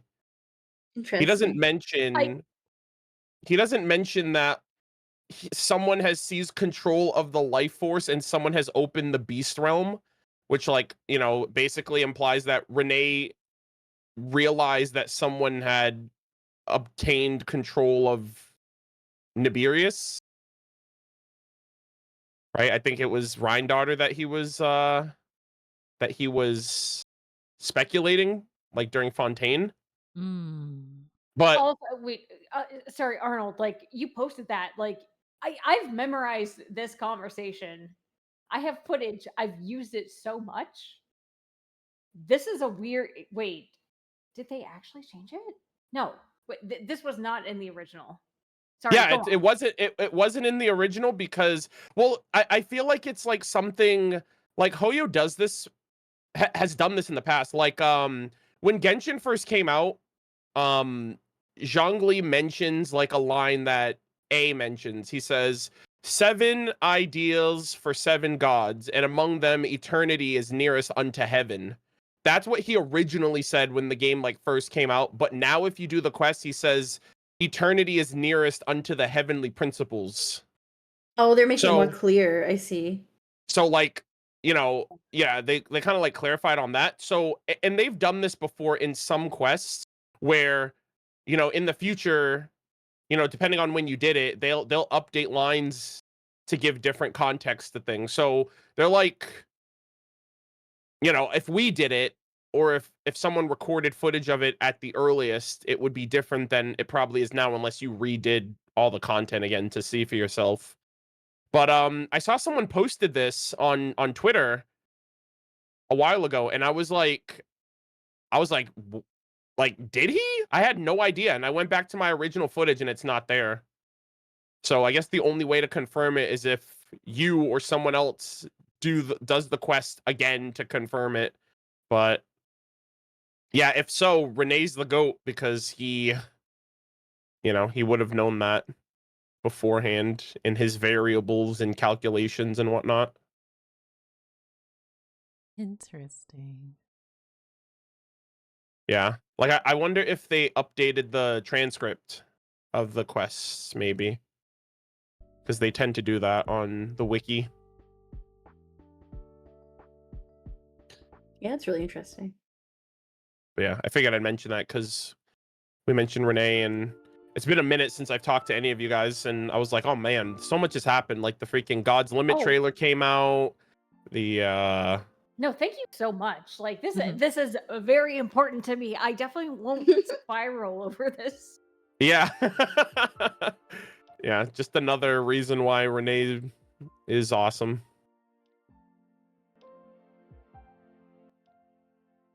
I think of like lingering points. But now I have quickly descended into the Zhongli theory spiral because he's never escaping the allegations of anything ever. I also wonder if Renee's notes are based on, like, I'll have to ask the person who posted this tweet because we're mutuals on Twitter. I'm gonna have to ask them if this is their screenshot or if they got this off of something, because I'm wondering if maybe this is an updated line if you did paralogism before you did this quest. Interesting. When Oh, it's yeah. revealed that Nibirius got devoured. That would be so cool. Oh, okay. So I looked up the quest on the Genshin wiki. Okay, so there's apparently some diversion based on how you like answer. So I see. if Masquerade of the Guilty has been completed, you get different dialogue. Oh, But if it hasn't been completed, he says that. I see.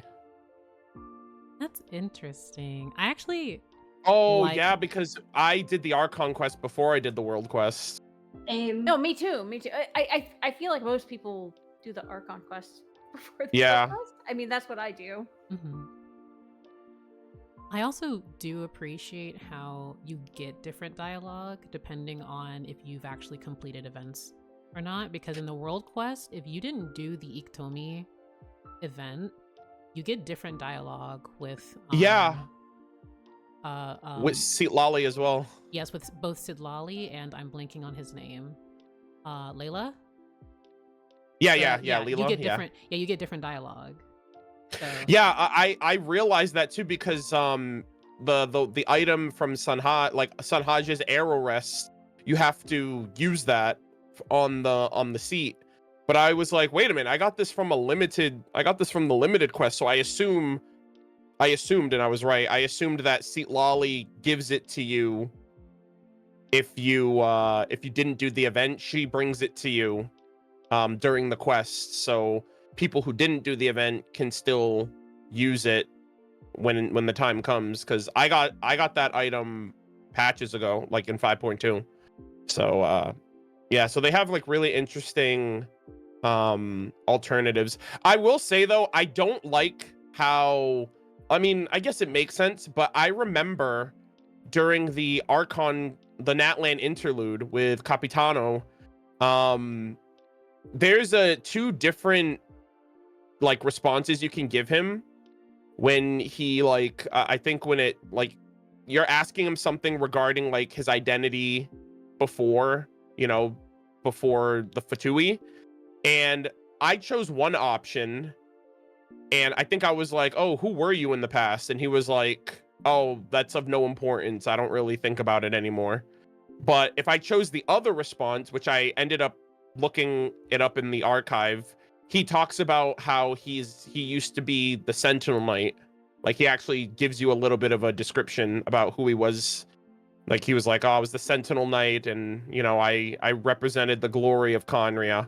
But like, you can miss out on that just based on the answer you give him. So you basically get more or less info based on the dialogue options you choose, which is, it's good, but also like, missing out on information here.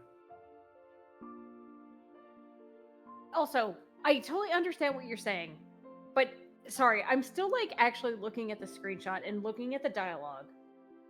And if you had not completed the Archon quest before the world quest, I'm like really like honing in on like someone has seized control of the life force. So to me that implies that like, oh, the narwhal was like someone did that. It wasn't just the narwhal just like appearing because it was hungry. Wait, yeah, somebody says am like I I assume right Wait, I have a question. I assume the What? life force was referring to. I mean, I guess, but if it has to do, if it's directly influenced by the Archon quest, then I don't think it has anything to do with Nibirius and Yeah, Rheindaughter. my question is like, because I don't remember this conversation super well, is like what is Francis and okay, Price you know talking what? about here? Because like, is that the primordial sea water he's talking about? Hold on. I'll give you the line he says before that. I should have done that, but for some reason I didn't. Because I hear Beast Realm and I think of Elnis, and then I think of like the explosion between the primordial, like the primordial seawater getting into like Elnis remains and creating Wait. metal scenes. Like I think about Yeah, that. so this is the line he says beforehand where he's like, Wait, also, when I hear Beast Realm, remember how at the beginning of stream, before Arnold joined, we were talking about Mitternoch's Waltz? And they talk about the Beast Realm of Arianrod? Yes. I don't have any thoughts. I'm just like, my brain is just, I have two Here. singular neurons. Yeah. Like, No, Roos, come to my stream and look at what I have up, and you can just read it instead of me reading it out loud. Because like I hear Beast Realm, like this is like it's like a tutorial tooltip, but I always think about this when I think of Rheindaughter creating Elenis, Durian, etc. Like it's a beastly rift that summons monsters from another world. By the way, these summon rift wolves, so. Oh, I'm trying to read it for some reason. It's only I swear to God, I've heard of the Beast Realm before. Okay, I'll just read it. So the beastly rifts in Fontaine, like the little like summoning circles that are like purple, where like there's like rift wolves if you mess around with them. It says this appears to be some kind of fantastical arcane formation left by someone. It will summon monsters from another world that will try to break crystals from restraining the crystals restraining the formation. It's like a tutorial on like how to deal with it, but it talks about it being like a beastly rift that summons rift wolves from another world. And when we think about how Rheindaughter created rift wolves en masse, I don't think she literally created them. I think she like summoned those them. summoning circles. Yeah, Yeah. yes. Yeah. And they're called beastly rifts. Oh yeah, the So. summoning squares that have the Sator square like inscribed around it, and Yeah, the like for Sator square example, I was don't like think referenced in Tenet, which is a time travel movie. Yeah. They're called Yeah, like- beastly rifts that summon monsters from another world. So the beastly realm. Yeah, that's probably more so it too, because I think it was Renee that was like, didn't he name them? He did, yeah. Yeah, he named them in his Rift notes. Hounds. He was like, "Oh, it's a rift, so they're rift hounds." Aren't these Yeah. actually left over? Like these rifts in Fontaine, aren't they actually left over from them? I thought those were the ones Jacob made. Yeah, exactly. Yeah. Yeah, because there's one that has like a camera in front of it. Yeah. So, like on the top of the mountain. I don't know if you guys know what I'm talking about. Yeah, I just remembered too, didn't they mention a beast tamer in Perrin Harry? I think that's what I'm thinking of when I'm thinking of the Beast Realm. Like the strongest, one of the strongest of Conry at the time. It was like Perrin Harry, another the Crimson Moon person. Dynasty. Hold on, I'm looking this up right now. I'm like, why am I blanking on this? I should be like a Conria expert. This should be Dark Sprites. I'm finding quotes from quests about like related things because like this is albedo lore for me. So... To be What completely was fair, and for everyone's like disclaimer, Genshin Impact has a lot of information, so we will forget things. Everyone will. I forget things all the time. Yeah. It's just a lot. Love. But Did you say you found it, Ru? Yeah. So Njord, who walks with the dark sprites, and then there's a note, and you can scroll down to the note that says The Black Wolves. Are you referring to that? The Black Wolves. Yeah. The Black Wolves of the first edition. Archaeological work on Conria indicates that this must have been a type of war beast created using alchemy. Alchemy and the Beastmaster Knights were a mainstay during the Crimson Moon Dynasty, but interest in mechanical engineering during the Eclipse Dynasty would cause it to fall behind. Yeah.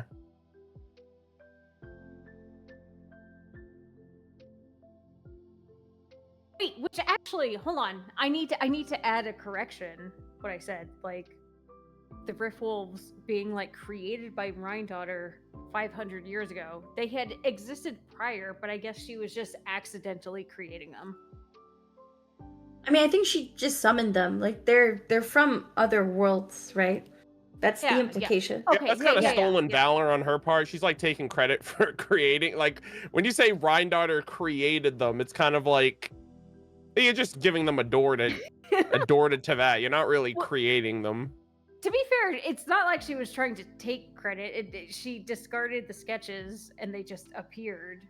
But yeah. So yeah, it sounds like Rhindaughter was definitely like using the arts of the Crimson Moon Dynasty, right?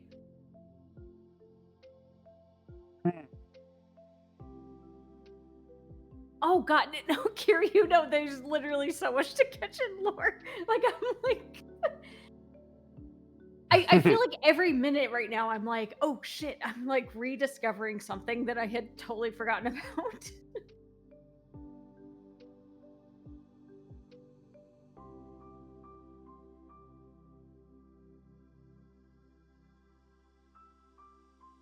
Elenis was literally one such beast, I guess. A soul from, I would assume, it could be a different world, I guess, but I would assume it's similar to summoning Rift Wolves. Yeah, Leah. Oh, I also meant to mention, so like I made like a video about alchemy, specifically about real world alchemy and like chemia and all that. But like in real world alchemy, so the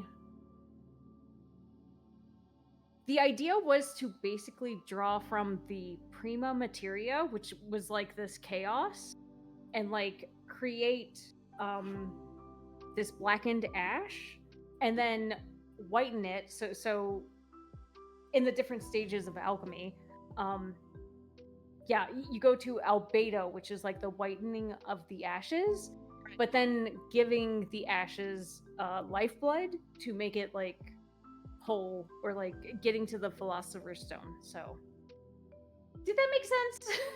There's a lot of background to alchemy. Right? Yeah. Did Rhindaughter create the whelps too?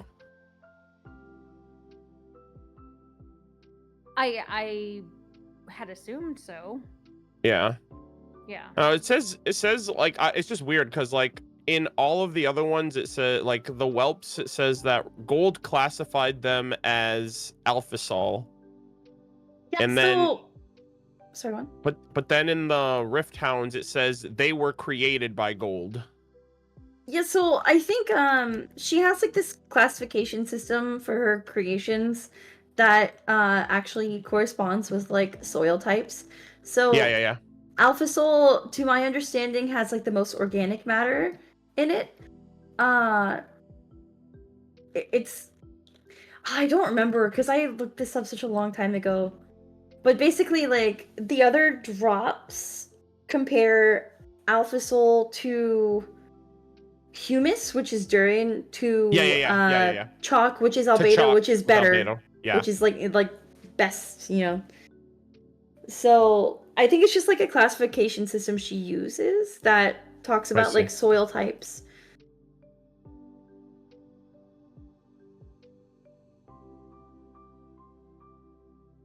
It's like basically like a lesser type. That's the implication. It's like there's a hierarchy. It goes alpha soul, humus, and then chalk.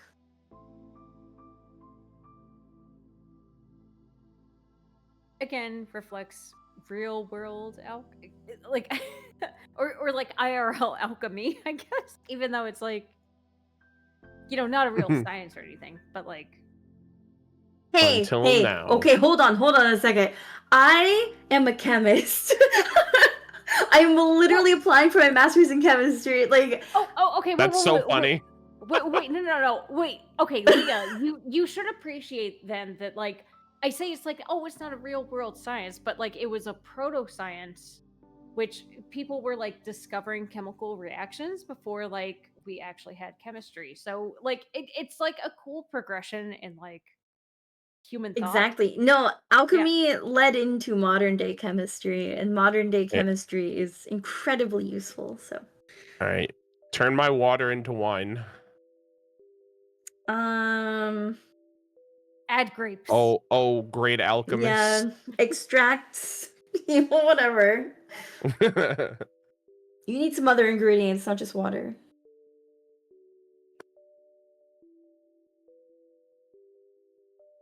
Yeah, this is very interesting. Here, I'll post this one. And then this one. Because I have a speculation on Durian's potential constellation, by the way, because Albedo talks about in paralogism that Durian is gonna be like the second of his kind, basically. And we know Albedo is Princeps Cretaceous, so first of Cretaceous. So is Durian gonna be second of Cretaceous? Like, you see what I'm getting at? Yeah. Like second in line. Wait. Oh wait, in preview, did they like give him an element or? Who, Durin? I don't know about. Yeah, Durin. I don't think it has anything Yeah, to do with his element, right? Durin has a pyrovision. Like, he can still be pyro and still be second of Cretaceous. Oh, okay. No, I'm not arguing against that. I'm just, I was just curious. I just didn't know. Oh, yeah. He's pyro. Interesting. Can't wait to pull for him. Dragons breathe fire. Well, I was thinking about how, like, in Dragonspine, the Scarlet Quartz, like Scarlet Quartz, yeah, produces heat.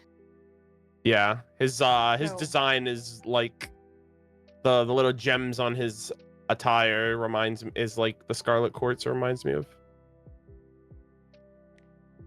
Yeah. Oh, I'm so excited to like see more of his design. Yeah, that'll be fun. I want to hear what he sounds like. Like they didn't obviously he didn't have any voice lines. He's like, man, is this what it's like to be human? I'm so confused and contemplating life. Same. Wonder, like, like how many memories of mini Durian he has, or if it's gonna be like mostly memories of like OG. I feel Durian. like Sus Beto gave him the emotions and the ability to perceive, and I'm sure he has all of his like dragon Durin like memories as well, and then it's like multiple personalities like mushing together, and it's like, all right, make sense of it. And then we're gonna send him to therapy. Let's go. Yeah. Oh shit, I'm human now. I should go to therapy. I need to think about things. I need to pay rent. What the It's fuck? so weird too, because now it's like he's the son of Rhindaughter and Anya, and he's brought back, and it's like, bro, like, is Rhindaughter even gonna care? It's all quite perplexing. I remember Albedo saying, like, if Master were here, even she would have like a rare expression on her face. So maybe she would care, like, maybe like a fraction. She'll probably be like, I knew you'd be back. She's like, yeah, I was expecting. I knew this day would come. Like, you know, she foresaw this day. It does make me wonder though about how they're actually going to like introduce Durin as a character. Like, are we going? Is he going to be in nod-krai? Are we going to be in Mondstadt and go to nod-krai? Or Well, based on the did you saw the trailer, right? The nod-krai yeah. teaser. Yeah. yeah, So I wonder if that is actually already like I feel like everyone's already in nod-krai and the travelers out of the loop, maybe. But yeah, I assume he's just like he's with Durin and Albedo. But yeah, I am curious how they're gonna introduce him in the story. Like, I'm so curious. So I think they did bring Durin to nod-krai, right? But then like Yeah. He was in like the little. He was in the Krumkake craft shop. yeah. Outside them. So Albedo's just like escorting him, I'm assuming, and then Alice probably went off somewhere and left Albedo. Well, I to think he like Durin. left him there. He was like, "Hey, I gotta go talk to Alice here. Stay here with these kind people, Inefa, Ino, and one there too, right? listen to Nefer's story." Wait, guys, I you know what meeting? Okay, there are two meetings that I feel like I would really love to see. Obviously, Shoot. number one, Enjou and Caterpillar. I think that Yes. would be really fun. Yes, Yes. I said this. Number two, Inefa, Wanderer, Albedo, and Durin. Because I feel Oh like my they would God. have like a very like they could be like, are we human? Are we trying to be human? They're Well, like, how about them dragons? Am I right? Well, Albedo and Wander being like foils of themselves, like foils of one another, is just so fascinating. So the idea of them, like, we expand and have like Inefa and Durin and like that whole what it means to be human despite our circumstances is always something I'm eager to learn and see. Also, Also, oh, go ahead. yeah, no, Arnold. go on. Oh, I was just going to say, like, so I have a script written for the Archon quest, and I've basically been like dripping some of this, like what it means to be human. So I'm going to explore these topics, but like I am so invested in them, like, because that's such a theme of Genshin, right? Like what it. Oh means yeah, to for be human. absolutely. I don't even know what a human is anymore. Once we figured out like, oh, after so okay, really quick, we all did the Inefa quests, right? Yes. Yeah, Archon the quest. fucking the robots that literally looked. I didn't call that guy. I got so caught off by that guy who's like another one of Sandrone's experiments. I was like, brother, you literally look like a walking, talking human. And then there's the dragons who can literally just phlogiston change into humans, like Kukulkan. And then you got the Abyss who can turn into humans. And then you got Viship people. I'm like, what is a human anymore? You know? Damn, you somehow like spoiled my entire video because I have an entire section about. Well, no. Here's the thing. I think we're going to go into like super like Westworld territory or like oh shit, the Harrison Ford movie. Why am I blanking on the name? I am so sorry, I cannot help you. Same. Blade Runner. Oh my god, why did I blank on that? Blade Runner, one of the most iconic movies. Oh, okay. But like where you have robots or like someone who doesn't realize that they're not human, but they realize that like, oh shit, like I'm not actually human. That's my prediction. Us. That's us. Think, We're not human. we are going to have like a crisis in nod-krai. I thought that's what Men of Lythan was originally foreshadowing. No, I think it is. Yeah, cause also the Sacred Mountain world quests, I'm pretty sure I'm not misinterpreting this, but there's a passage in there that implies that the primordial one brought humans to Teyvat. That they didn't terraform Yes. humans No, and that then was make them. explicitly said. That Yes. they Yes. like Yeah, the because sage before said Sun and that. Moon before Sun and Moon says that the world was terraformed and then humanity was created. But like obviously, like what does the scribe who wrote that book know? You know, like obviously. What does this Like, loser and so- know? Yeah, it's like you're spreading misinformation. I've believed this for how many years, and now Kukul Khan is telling me, "Oh no, the Reaver literally dropped humans on this rock. They were already they came here with them." And I'm like, I don't even know what the heck they are. Then they're aliens too. They're not even quote unquote I mean, granted, only the dragons are native here, so technically everyone's an alien. It's Besides the work them. of Mythos, Yeah. Enigmata. Oh my yeah, Leo goodness. with the star. Stop. But No, like, but like for real. Oh, sorry. Go ahead, Kiryu. I was just going to say, it took me a while, and I still have to reread Men of Lithen because it's such a trip reading. I really I strongly feel like it's foreshadowing nod-krai. Like I know we're getting like these cute little blurbs, but I really feel like the themes that are within Men of Lithen are really going to be prevalent in nod-krai.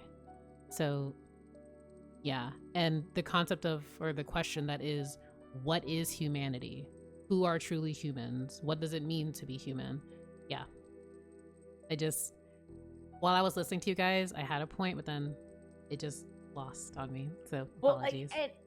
No, I totally agree. But also, based on my Men of Lithen video, I think on that sort of note, I think there's also going to be the theme of like coexistence, which we've had for a long time with like dragons and humans, and Nouvelette, that's all I have to say. Nouvelette, like the coexistence between humans and dragons, I mean, if you or like want other life forms.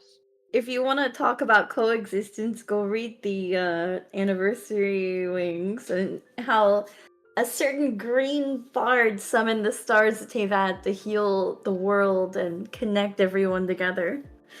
I mean, he also, well, at least I interpreted this. His final poem that or his song that he sung in the Sun Spray event that I think could easily align with the Traveler. That's what I thought too. That's literally what I thought too. I was like, oh, he's celebrating our descender. Like, oh my gosh. I'm glad I'm not the only one that thought that. So, yeah. Oh, wait, do you mean this summer event? Like when he was like doing his poem? Or... Yes. Yeah. Okay, I'll have to go reread that. I know it had an impact at the time, but I perpetually have to revisit every line of dialogue for the past Same. 4 years, Yeah. 5 years. No, 5 years. That's crazy. Oh wait, Yash asked, where do you think the humans and Fanies came from? Well, we have been like, sorry, go on. You could say your piece first. No, I was just gonna jokingly say from Far Awayville. Shout out SpongeBob, but like, Oh, I like on a very serious answer. I would say probably on a planet before Genshin's IPC came or something happened. Like I feel there's some there are serious threats out in the universe. Sertologi's one of them, but also the twins' homeworld was obliterated by darkness. So like some form of darkness. So like I would imagine maybe in like some kind of manner, because again, we don't know, we haven't been told, or not told, excuse me, we have not seen things from like the heavenly principles, Fanies, etc., and the Shade's point of view. We've only been seeing it like from everyone else's first. true. And we've really been on like the dragons right now. So I think I agree with Lexi here, where like I do think humanity is constant throughout the universe, but I think it's kind of I can't give a definitive statement or like answer to that because I don't the scope of like Genshin's universe, I'm not sure where to really start. So Yeah. So I mean, there's also like Skirk too. Like Skirk's Yeah. plant. Like Skirk's not human technically. I mean, she's human quotations, but like yeah, she can like pass for human, but she's like a fish creature of some sort. yeah. my answer is that we have someone signing KK off on the descriptions of Dainsleif and the travelers, and also KK Slider. Yeah, and also, recently we've been describing the primordial one as the Reaver from Beyond the Sky.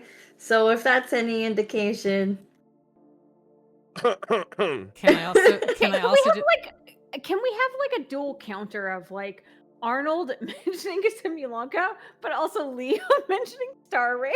and the black tide is the Okay. abyss. Okay, in this True. in this situation, we can have counters, but it's it's very on the nose that it's like, oh wow, I can just feel it. Like when they in recent world quests and interactables and stuff, when they're just calling the heavenly principles like the Reaver from Beyond the Skies, I'm like, oh, okay. The Flame Reaver from Beyond I'm the like, Skies. okay. I'm like, okay, so the Reaver Beyond the Sky, I'm like, okay, I will take note of this. Just know, when we eventually get the reveal of Phanies or whomever, and they just happen to look a certain way, I won't switch up, but I will be looking. I will be looking. Greek name, by the way, from Enconomia, based on Greece. Anything else? Anything else? Tevat's an Emperor Scepter. That's what I'm saying! That's what I'm saying! No, this is a Genshin. Do not start me on that. We're going to have the Star Rail lore discussion in like a week or so. But oh, good. I need to finish. I'm halfway through 3.5 right now. I'm not saying anything. Yeah, please give us your live reactions, please. Yeah, once you're able and you're caught up. The same with you, Rue. Please let us know, because I can't say anything. I can't say anything until you're finished. But yeah. Oh, something. Oh, go ahead, Rue. I have time and space for it. Something that I also thought was really curious, like when we learned about the shades and the sovereigns and everything in the Byakuya collection, I always thought it was really curious how like the scribe in Enconomia was able to they're like, I can't say Istaroth's true name or else XYZ, but then they just name drop Phanies, and I'm like, where did you get this information from? But then I'm also like, well, Istaroth wrote the entire story of the world, so like question mark, like what's happening here, like what? Yeah. So yeah, sorry, I don't mean to deviate, but it's just been on the mind. Well, maybe that's his alias. That's not like his government name. I'm so tired of all the government alternate names. But I mean, this is coming from someone who loves Zhongli, and Zhongli, this is his current name that he is using in contracts. This is just one of them. So yeah, I mean, everyone's got multiple names in Tevat at least. So it's a given. Yeah. I just this game so good. But yeah, the primordial one may have been Phanies, had wings and a crown, was birthed from an egg, androgynous in nature. Okay. Okay. But anyway. I have to revisit the dialogue, but obviously names, super important, but like bringing up Enjou again and Kanish's quest, like his whole pursuit was like about names? I would have to revisit this. So you're talking about like how Enjou like names himself like after different places, right? Or I remember him saying something specific about like the ancient names. Hold on, I have to look this up. Oh, because I know like Enjou has a tendency to like name himself like after like I don't know, Enjou, Sanka, Kokachu. Yeah, knocked meaning nothing because he doesn't know his origins. Yeah, that was definitely him too. Yeah. Yeah. Like his names have like specific meanings. But talk about like the character he's playing, like when he's like in that instance, basically. I'm so glad we got that Stanley note. So I assume you guys, like, I just finished the quest now, but I assume you guys know there's a 72-hour Yeah, I've read them thing all. for the additional notes. Okay, cool. Yeah. Yes, I have them all. and Did I've read you them did all. you see the shield Yes. Yes. as well? Yeah. I don't know what that's all about. Same. I assume No you- idea. Okay, good. I'm like, I I'm love- not the only one. I love that. I don't know. It's very I'm cryptic. excited. Yeah. It doesn't Yeah. say much either. Like, I don't know. The only thing I could think about is that there was like in Venti's story quest, there was like the Shield of Vanessa or something. That's the only thing I can think about, but that's too vague of a reference. Yeah, I was wondering think. that too. I was like, oh, maybe this is just the shield of a. But like, it shows up after you defeat the Bakunawa, so I'm like, so what now? Spit it out. Yeah, he's like spitting out all the weapons of all the people that have met their fate. Unfortunately, I'm so glad they gave us the Stanley notes though. That was like my one of my like top wants for. I actually hold on. I don't know if they followed up. It would have been actually I'm gonna double check. I don't think they did because I haven't heard anyone say anything. But if like Hans had any updated dialogue, that would have been awesome too. Especially if like you bring the notes to him or something. Mm-hmm. That'd be sick. But maybe they'll do that when the Mare Jivari is like fully done and we go to the real Mare Jivari. That'd be nice. Sorry, I'm just thinking, like still on like Baines or the primordial one, like rereading it, and I'm like with the context that we know now or the information we know now, I'm like, man, you can easily interpret this as something completely different. Specifically what do you on, mean? well, for me, it's just the primordial one, the great sovereign began the creation of heaven and earth for our sake. That of its creations, which it cherished most, he would soon appear upon this earth. The way that I now read the sentence is, the great sovereign began the creation of the heaven and earth for our sake, and like clearly humans, and that its creations, which it cherished most, because this immediately leads you to believe like humans are of its creations. But now I'm like, this could also just not apply to them and like creations afterwards. But I don't know. I'm just getting like really into the weeds of it because now I'm like, I'm really thinking about this because okay, this is, I mean, it's related, but I feel like we're going to be getting like, we're just gonna get a lot in nod-krai. I just know we are, and I feel like if we get a book like this in nod-krai, I don't know what I'm gonna do. Yeah, I think Nicole is gonna be like the next big. Yep. The next big like nuke.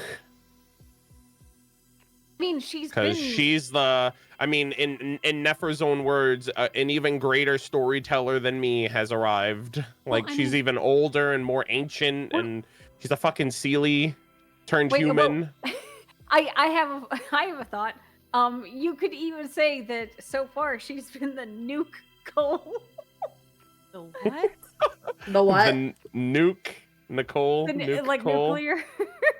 All right, it's time my to God. eat dinner. Yeah. I am hungry. Oh no! Chat, I'm so sorry. I'm so sorry. I'm not sorry, actually. Nah. She needed an out, and you gave it to her. And that's all I had to say. Please go on. Oh, no, you're fine. I was going to say though, since we have been almost reading for 4 hours, that I do need to eat. So Yes. So, just as a quick reminder, 3 things. Number 1, make sure you guys play the Dreamy Patiti World Quest and let me know your thoughts, Right. because that was a trippy one. So I'm the only one. I haven't heard anyone really talking about it. Check out that check out that map location I put in the server, like the little marker, little interaction. I think it's nice if you guys haven't interacted with it yet. Yes, boss. And okay, go eat your dinner. No, where's number 3? Where's number 3? Oh no, it was for Rue. Oh, I see. Let me know what your thoughts are on the link that I sent you a while ago. I will. I accidentally privated it when I sent it to you, and then when you responded to me, I was like, oh god, that's embarrassing. I was like, I sent her a link to something that I'm working on, and I unlisted it, but I don't know if you've seen it since. So I Is just it wanted to the let you thing know. I'm thinking of? Actually, no. I will go see that. As you might understand, I've been a little bit busy. Yeah. I completely get it. But I can watch it tonight. It's only 9 p.m. Dun dun dun. Arnold, is it the thing I'm thinking of? It's progress. Progress is being made. Let's go. It's nowhere near done, but Okay, I'm cooking. I am excited to watch. I just got distracted, but excited to watch, and I will provide thoughts and feedback, not only on that, but also this little you mentioned. So Yeah. I'm ready. I was born ready. Yeah, this was fun. This was a little off topic, or like off my plans, but you know, it was relaxing because I could just chill. Wait, can I just say you're a champ? Like, you streamed for like what, 6 hours, and then another 4 hours on top of that? Yeah, well, this isn't as bad because I'm not like present, like I'm not on camera, light on me, like, you know, I'm not hanging, just like chilling. I'm chilling. I'm like, oh, this is actually so relaxing after the 6-hour stream I had. Oh yeah. Okay, Arnold. So it's a different kind of vibe. Arnold, when are we playing Earth? Oh yeah, I'm not even gonna lie. I'm like, I kind of want to play Earth now. I will say, like having fun little casual lore discussions are always really fun. Again, it always just comes down to scheduling and stuff.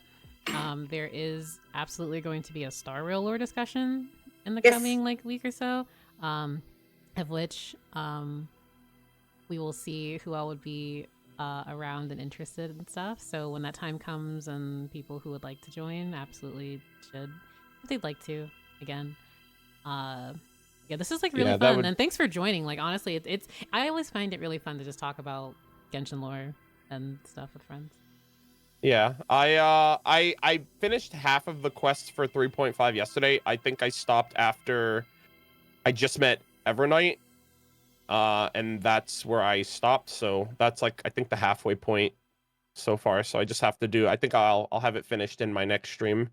So hopefully I'll be able to tune into that, and I'll probably just talk about like everything of Amphorius, because I haven't really, outside of my streams, I haven't really talked about it, but I am in love with this world. It's so good. I have so many things to talk about. I'm gonna okay. Anyway, sorry. I'm way too excited. Catch up. It's goated. Before you guys do a lore discussion, so I don't know who's expressed interest. It seems like a lot of people, because it's really fucking good.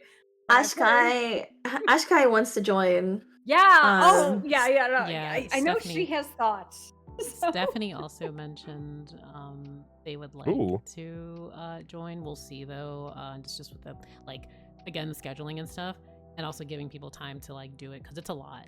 And you know, you're in 3.1, so I would hate for anyone to feel rushed, because it's a lot. It's a lot. Oh no! I'm saying right now, I will not join because I have to catch up, and I would have to do any sort of processing in addition to like you know, my Genshin duties. Right. So I'm happy to just like be chilling in the chat. I will contribute.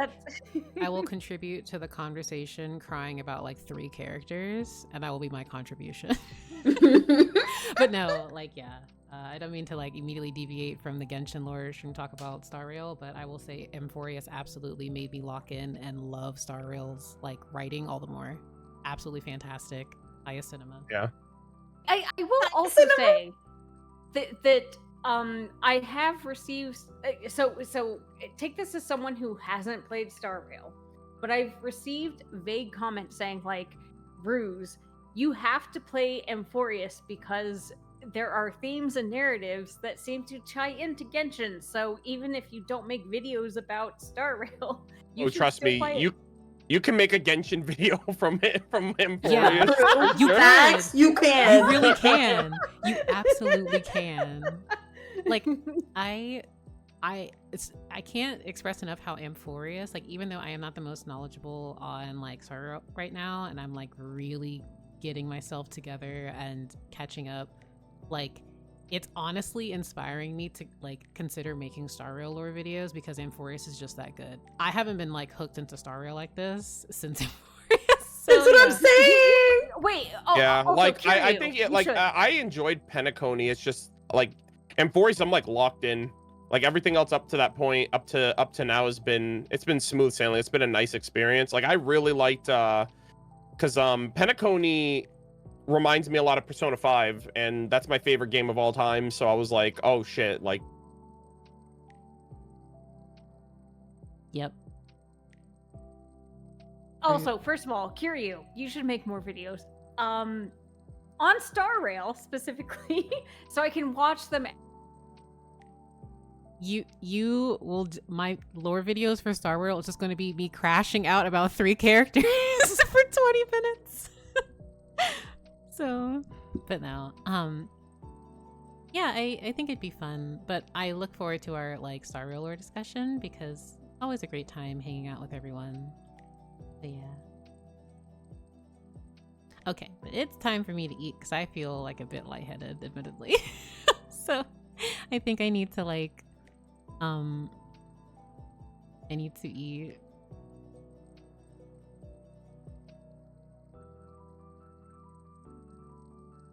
And to go get some food. I'm hungry. Oh, I'm so sorry. I think my internet cut out. No, yeah, I was talking and my- no one heard me either. So yeah, I left the call and came back. Discord, I think, just like flopped for a second. that is a sign to go eat some food. But I'm gonna be making a Star Rail video. I have so many theories. I think Lexi and I cracked the code today. So Okay, so I think maybe I cut out when I said this, but I was like, all of you, please make Star Rail videos because when I catch up, I'll like watch them, and I'll be informed and more learned and entertained. So I'm just so excited for like what's coming, like with both Genshin and like catching up with Star Rail. So Yeah.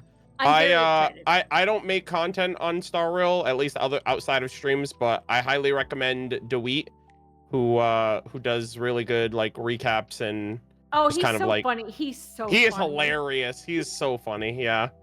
So I'll shout him out in my stead. Noted, and we'll watch. I think, and another reason why I'm also trying to do my best in being caught up with Star Rail is because, like, we're in 3.5 right now. When 3.6 releases, while we're in nod-krai, I feel like I'm actually just gonna explode. Like I don't know what I'm gonna do. Yeah, that's gonna be rough, man. It's like, and that's like the patch before the last patch for Amphorius. I think the last patch is 3.7. So like, that's gonna be tough. I am excited for 3.7. Yeah.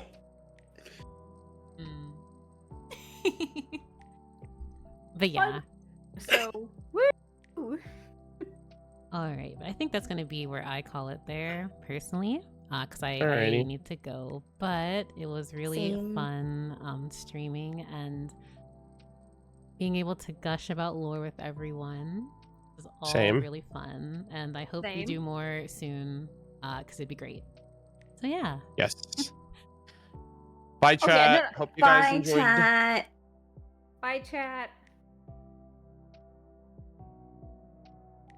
so before I head off, I'm actually going to raid Kiwi, because I think Kiwi is such a sweetheart, and I think they're going to have such a good time with lore. So yeah.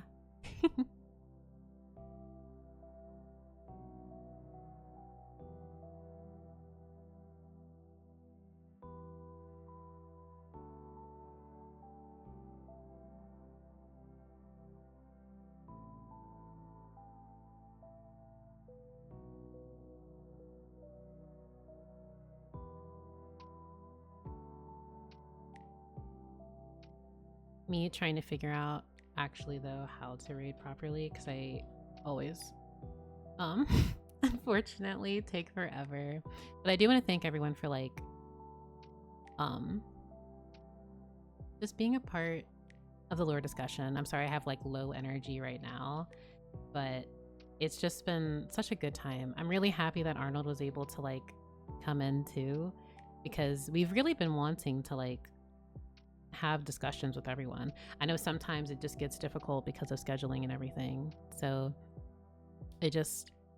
I really, really want to thank everyone for being here and talking to us. And yeah, so I'm going to send everyone to Kiwi. So Genshin lore and funsies. So I hope you have a good time there. Have a good night, everyone.